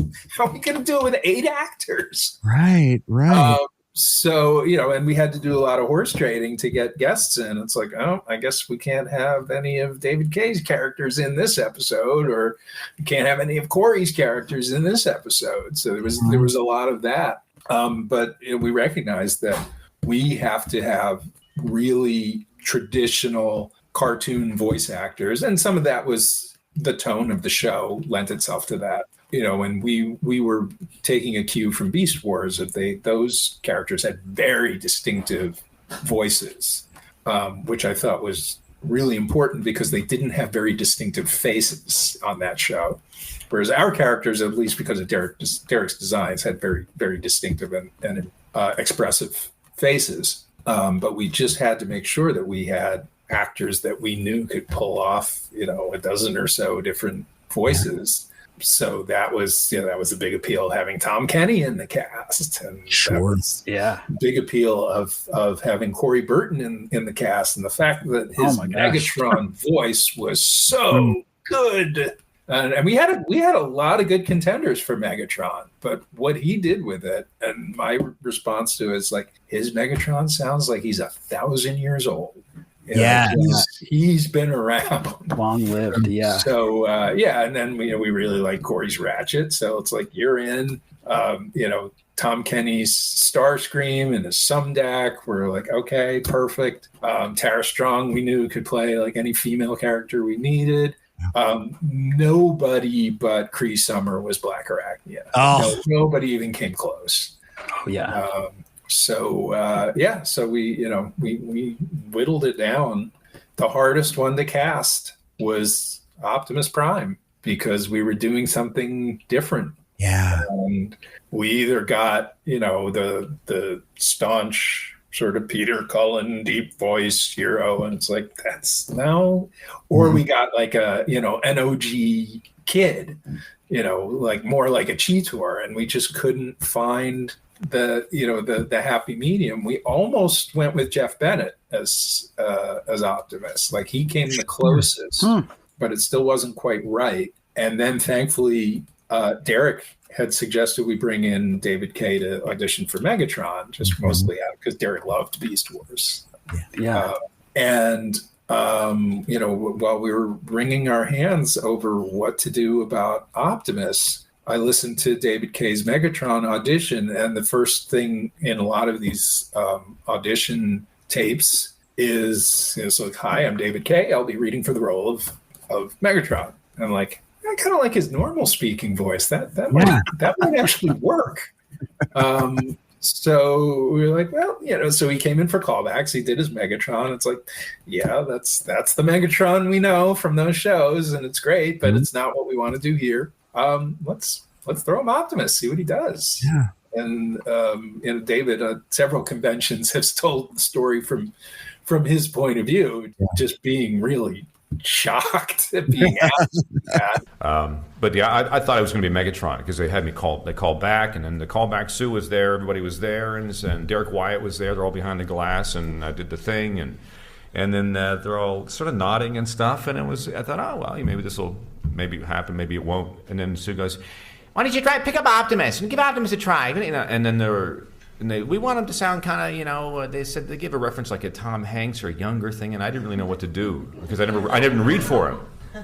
So I sort of kind of did this thing in my own voice, and up in here it was a little younger than I wanted to go, and they were all like behind the glass, and I thought, oh, this is weird. So I don't want to play the good guy. That's what I thought. I'm always the bad guy.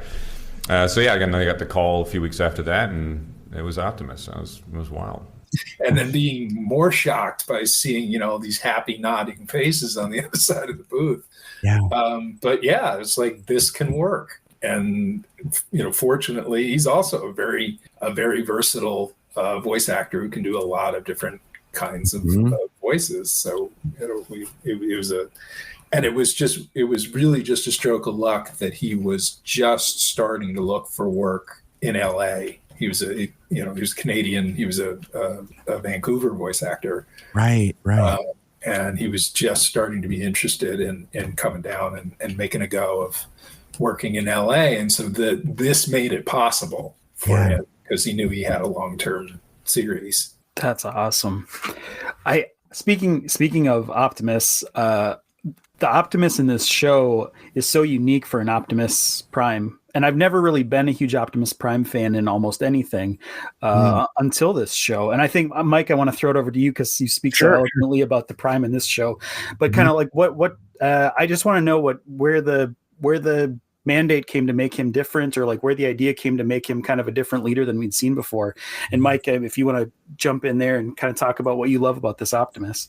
Well, yeah, I mean, my thoughts are incredibly well documented. I like that he's young and optimistic, but not a dummy.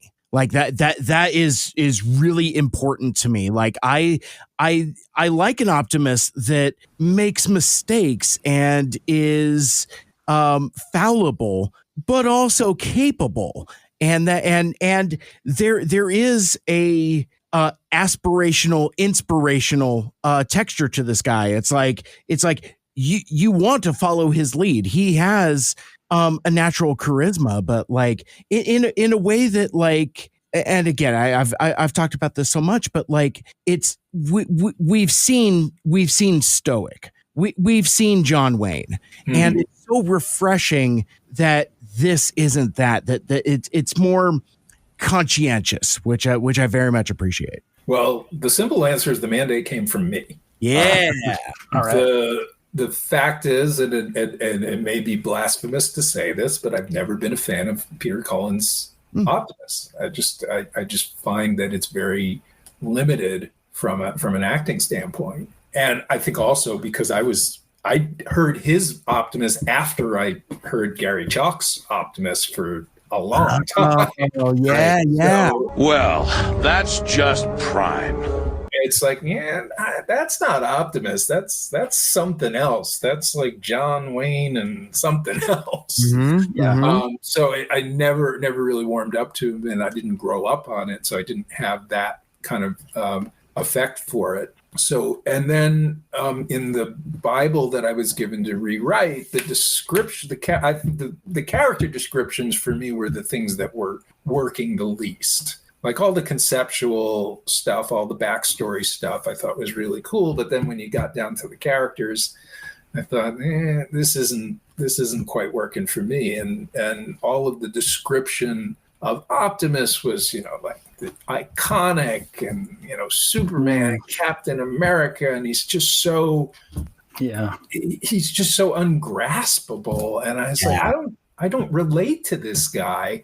And the fact is, the concept is these alien robots come to Earth and now they are treated as superheroes.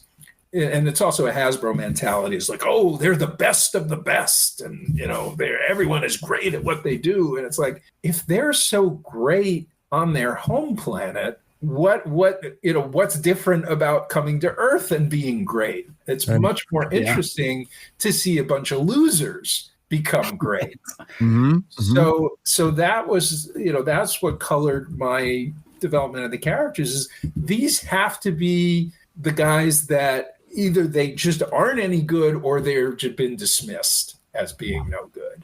That they're these grunts that have just been left on this, on this rock at the edge of the galaxy and kind of forgotten, and they stumble into this thing and suddenly find themselves being heroes, on this planet of squishy little humans, and kind of get a little full of themselves until they get their asses kicked by the, by the real villains. And then now they have to slowly work their way up to becoming the real heroes that they've either dreamed about or never thought they could be. And now they have to be, because the future of their adopted planet and kind of the whole galaxy is now in their hands.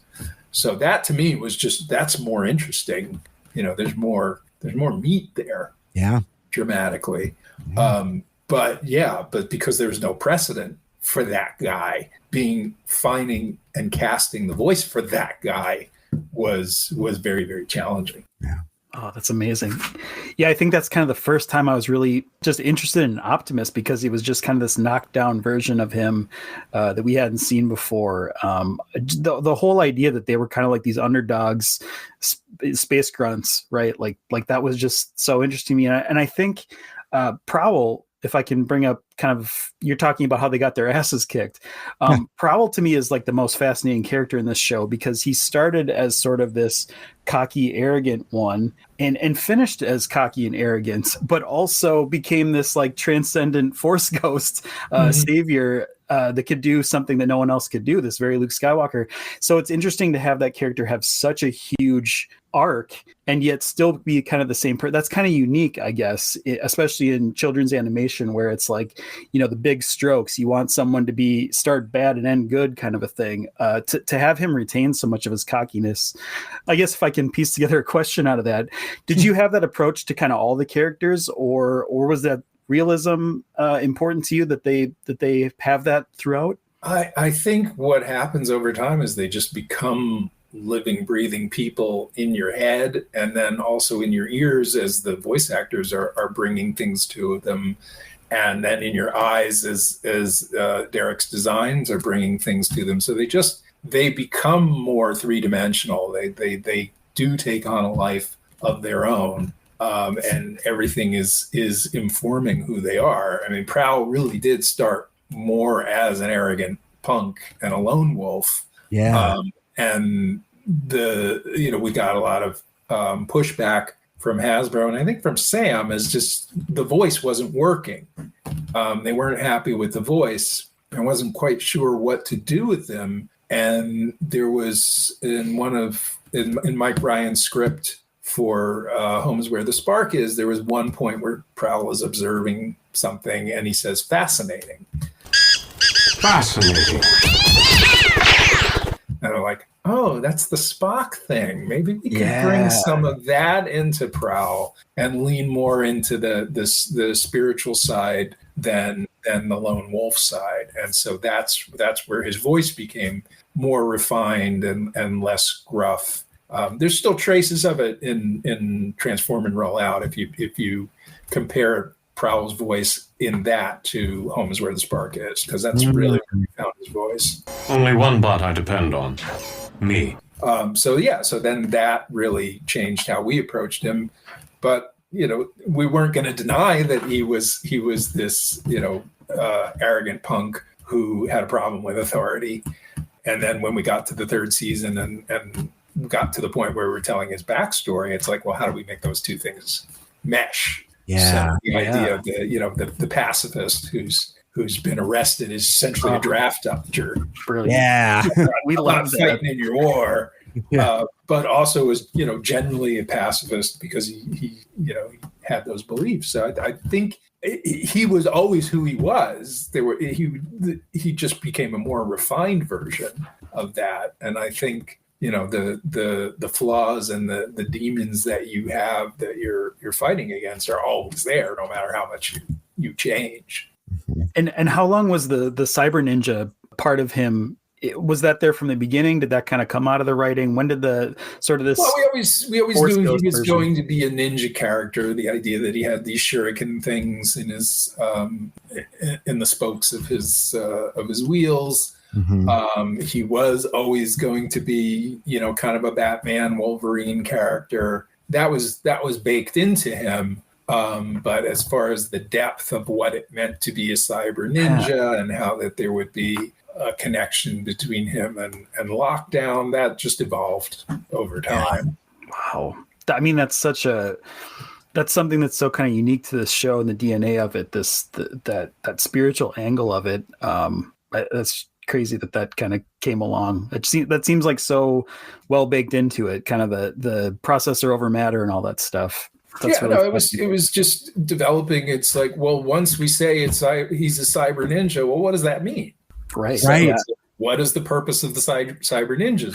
What are cyber ninjas able to do? Yeah. So you just keep asking yourself those questions and, trying to build out, what is this Autobot and Cybertronian society and how does it work? And mostly it's like, well, how will it serve this particular story that we're trying to tell now? But then now we've created that. It's like, well, how do we build on that? And how does this mesh with this other thing that we've created about Autobot society? So it was always about, let's get rid of kind of the random toyeticness of it. It exists because we have to tell the toys. Yeah. And let's try and, figure out a reason that these things are the way they are as we tell these stories. And to your earlier point about season 3, as we built more of that society and as we built more of that backstory,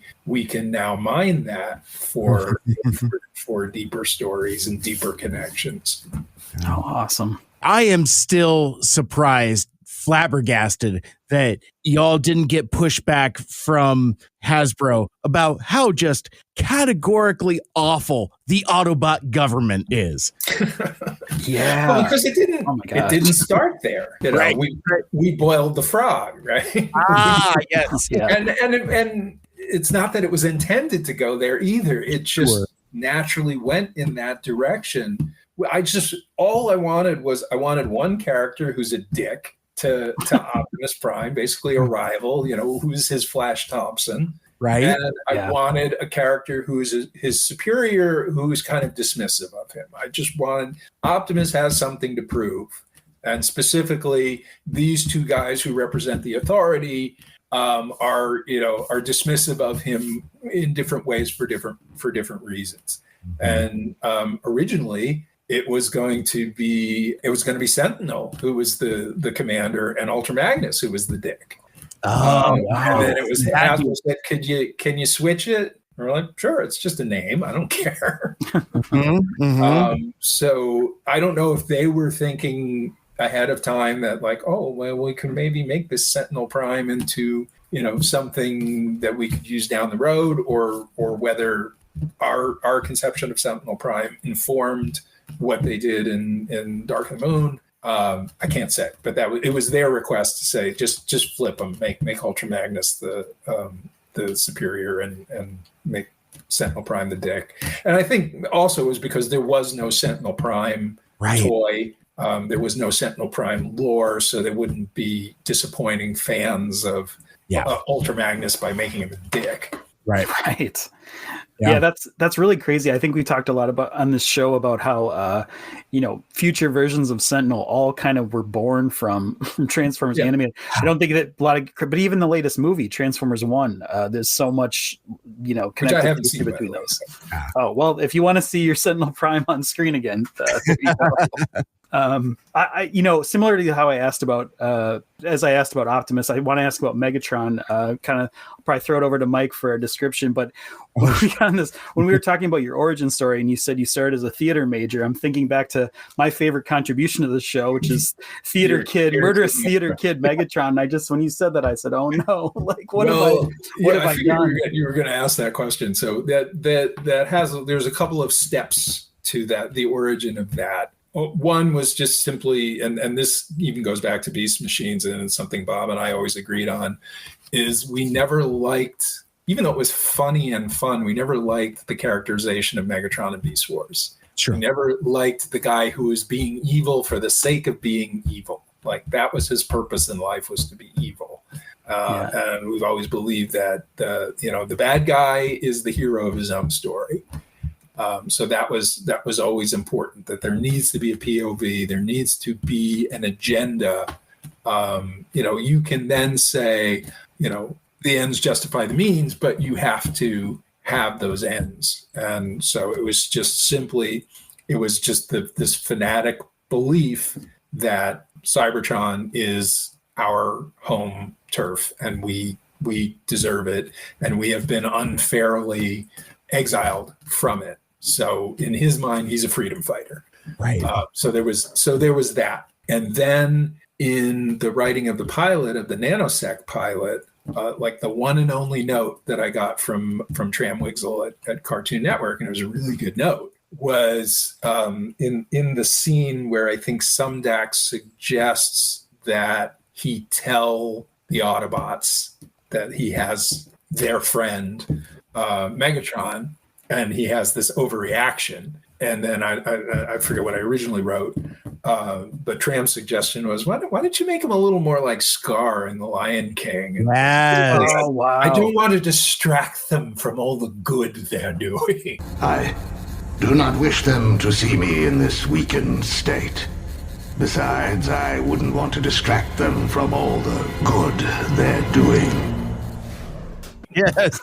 So it's like, okay, I like this. So that very much became the voice. And then Corey Burton is just a ham. When he has scenery to chew, he will chew it. So he took that even further, and then it's everything's informing itself. So it's like, oh, Corey did that really well. Let's do a little more of that, and then Corey will do that really well, and it's like, okay, let's keep going. Right. It's working really well. So so you kept doing it, and again, it was in the script for Rise of the Constructicons. The line is just what. But when Corey did it, it's what?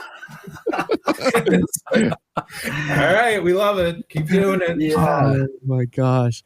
And that's just such an iconic fusion of performance and animation too. Like just the contortions that the face does during that performance. It's like, what?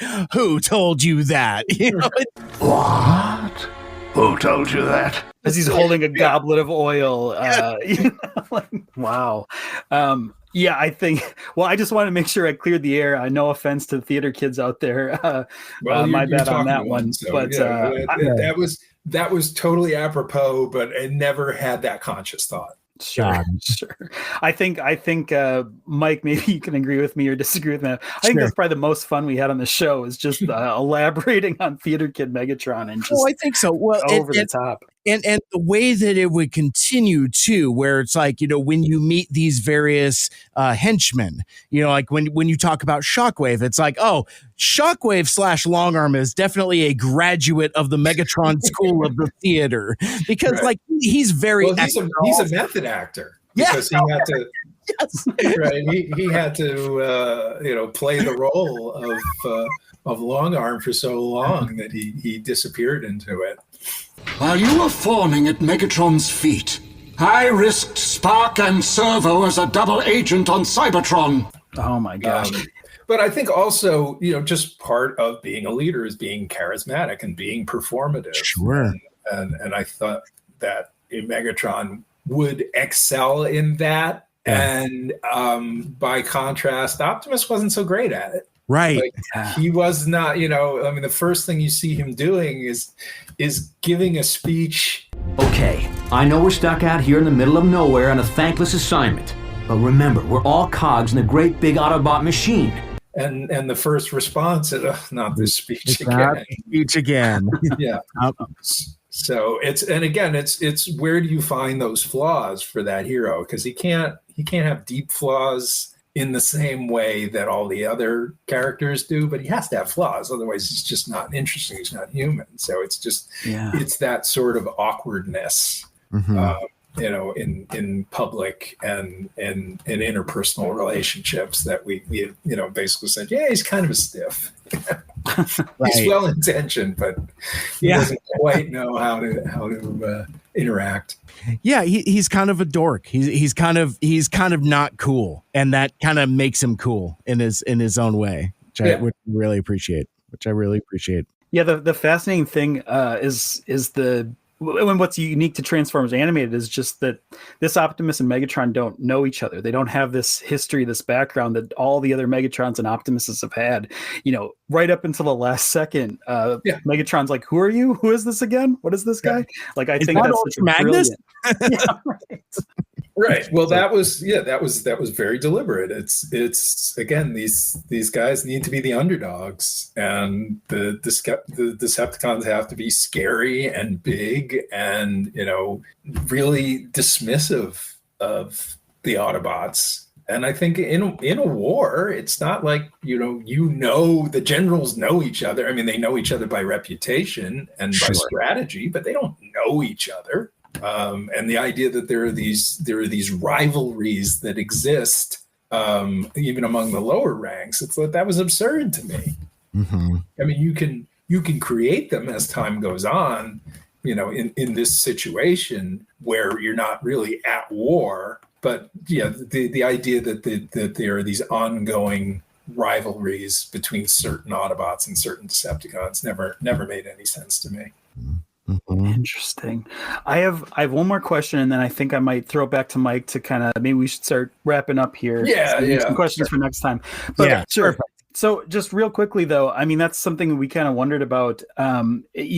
Optimus is presented as this history buff, and certainly he would have heard of Megatron and all this, but one of the things we really kind of fascinated talking about at the beginning of the show was what is the role of the Decepticons in the universe at large at that point? Like, I had sort of maybe presupposed that Bumblebee and Bulkhead may have never have actually encountered a Decepticon. They would almost be a boogeyman to them.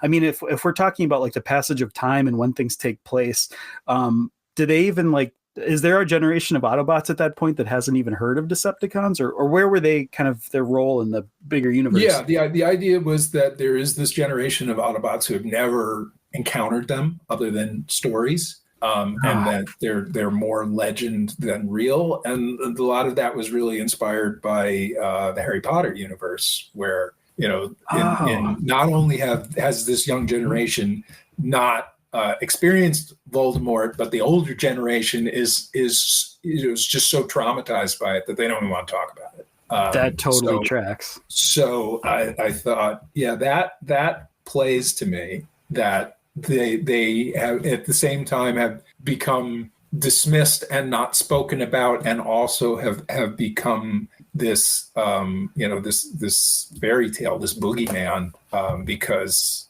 you have this whole generation that has never seen one. They've only heard about them. So, and again, it was how do you make the Decepticons, more of a threat? Yeah. How do you, because the old show is they get defeated every week. They're losers. So you can't sustain that.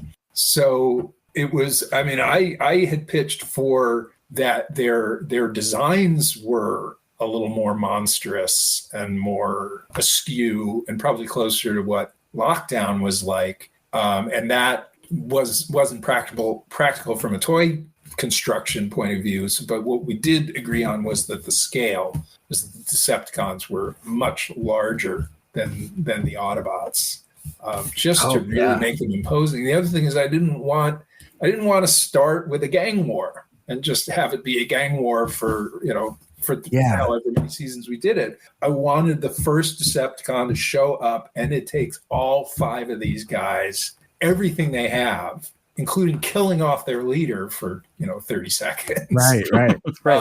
And then it's the worst thing. And then the next thing they have to do is they have to fight 2 of them, and that's huge. And so it's not until the finale of season 1 that they're having to contend with all of them. Right. Wow. Yeah. Well, so, these guys have their work cut out for them. Yeah, for sure. Is there a time where all of the Autobots are fighting all of the Decepticons at the same time? I don't think so. I mean, there's sometimes where they confront them all at once, but just because of the animation budget, it would be really hard. Really, there is one time, and it's the opening fight of Transwarped. Oh, sure. And we budgeted for that. Mm-hmm. And you can see the animation is so much better in that sequence. And part of the reason it's better is because we boarded it in the States. Matt actually directed it, and he boarded it himself. And it shows. And, and the 3 of us talked through beat by beat how that fight was going to play out. Yeah. I think that's so funny that intro to Transwarped was kind of like kind of an add-on, right? Like it kind of came after we want to make this a movie. Yeah. Because I think that's just become like the most iconic part of this whole show. I mean, Mike can attest to this. I mean, when we asked people if they wanted to be on and talk about a favorite episode, it's like, put your hands up, and all the hands went up, and it's like, now put it down if it wants to be about the intro of Transwarped, and then all the hands go down. But, that was very much that was a wish. That was certainly on Matt's wish list, and I think that was kind of part of the bargaining, is to get, if we're doing a movie, we need more of a budget, and I want to do a really kick-ass battle scene, which we haven't been able to do in this show, and I want to board it myself. So I think that was largely Matt negotiating for that. And then it's like, okay, well, what's the battle? And I said, well, we keep talking about these uprisings on the perimeter. Maybe it's one of those. Yeah. And then it's like, oh, cool. Then we can use anybody. Yeah. And you sure did. And then it became the wish list. Who's on the Autobot team? Who's on the Decepticon team? Yeah. Oh, iconic. Well, I think, friends, that is a great place to leave things at a really great high, and as an opportunity for, much like Transformers Animated itself, for us to leave us wanting more. I'm afraid our time is running short with our very special guest, Marty Isenberg. But Marty, thank you so much for taking the time to join us. We greatly appreciate it. It's a blast. And I hear rumors that this might not be the last time that you'll be joining the 2 mics for more. Well, schedule permitting, I'd love to continue the conversation. It's a lot of fun for me. This show holds a very special place in my heart. Transformers Animated and 2 Mics for 2 Furious. Oh my gosh, this podcast means that much to you. Wow. But it was just the experience of it was really was just great, and I love reliving it. And so I'm proud of the work that we did. I think there's an extra poignance to it now that Derek is no longer with us. Yeah. So I do like keeping that legacy going. And it's particularly gratifying that, the kids that watched it are all grown up now, and they're able to to talk about it in the ones that go back and look at it again are able to talk about it in a deeper way, and are able to say hello to me at conventions. So that's immensely gratifying. So it's fun for me. And as I said, I have so many memories, and they're not going to last forever. So I figured let's get them down in some form, some record. Yeah. Some dozens of people may care about this, but at least it'll be there. Yeah. Well, Marty, before we part ways, one of the things I like to ask folks is give them the opportunity to promote upcoming projects, things that they're working on. I know you've got a couple irons and a couple fires with Key and Carlisle, some of which you could talk about, others cannot. But is there anything in particular you would like to promote currently, and if folks wanted to keep in touch with you online, if there's like an online presence we'd like to steer our audience to, please, the floor is yours. All right, well, I'll work backwards. No specific online presence. If you want to reach out to me, mostly on LinkedIn rather than Facebook. If you want to reach out to me with like a specific question or specific message, I will always respond. If you're just going to say, "Hey, I want to connect," and with no further information, then I'll just delete it, because I'm not really interested in that. But I'm always happy to answer any actual question, or if you just want to say, "Hey, I really love your work," whatever. I'm always happy. I'm down for that. But just if you want to talk to Marty Isenberg, you got to start a 3-year podcast, buddy. Okay, that's right. That's how you get through to him. Yeah. No, but I mean, I'm really happy to answer any question, but I'm not looking to do like long-term. I don't have a fan site. My Facebook page is for people that I actually know, and friends and family. So I don't have a separate like fan account that I keep active. So so if you really have a question, you'll have to take the initiative, but I will always answer. And then as far as promoting things, I think it's pretty timely to promote a show that I've been a staff writer on for the past year and a half that's just about to premiere on Disney Plus, which is Iron Man and His Awesome Friends. Nice. Which is a preschool. It's the follow-up to Spidey and His Amazing Friends. Mm-hmm. Oh, okay.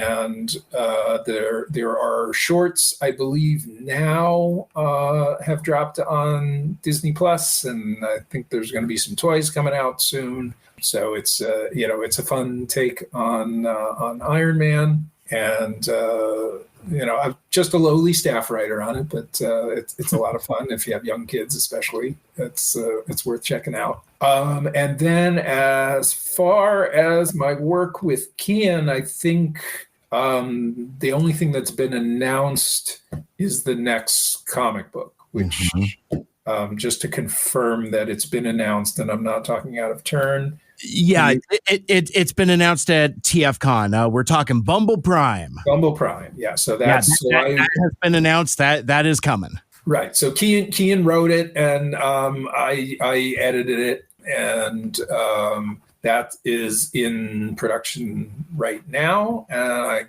not sure when it's going to be ready, but at some major convention, Transformers related, it'll be available. The Toy Maker and the Bots, I believe, is still available digitally. I think we sold out of the physical copies, and if there's enough interest, we may do another print run of that. Whoa. There's interest.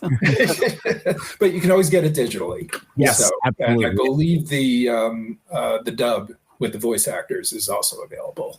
Yeah, it's available for purchase currently. Yeah.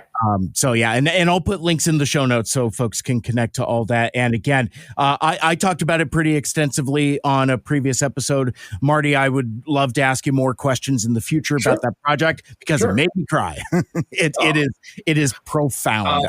Yeah, and I mean, you know, the one gap in your show is there are the tertiary projects that were concurrent with the show, and then also convention stuff that were post show that I'd be more than happy to talk about. You know, excellent. So there is plenty of meat on the bone. And in the meantime, if you have burning questions that we would like to pass on to Marty in the future, you know, the socials, the emails, all that other stuff, we'll try to incorporate those in as we go. But yeah, we've got like a whole spreadsheet with all this stuff and all these projects. It's like this is just getting warmed up. But for now, friends, we must close the Isenberg files. Lunchtime is imminent. That's right. The tummy's rumbly. Yeah, absolutely.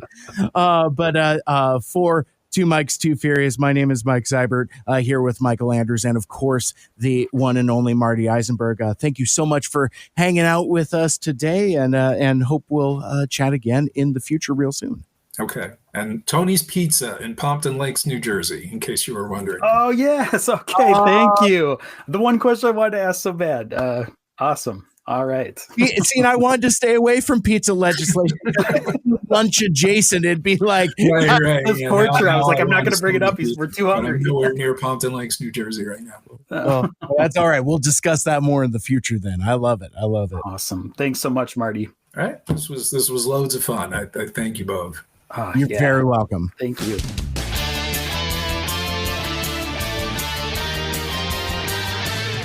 Want to be a part of the show? Send us an email, 2mikes2furious@gmail.com. You can also comment on episodes on Spotify and on YouTube. Follow us on Blue Sky individually at Mike Seibert Radio and at Michael Andrews, respectively, and follow the podcast on Twitter, Facebook, and Instagram at 2mikes2furious.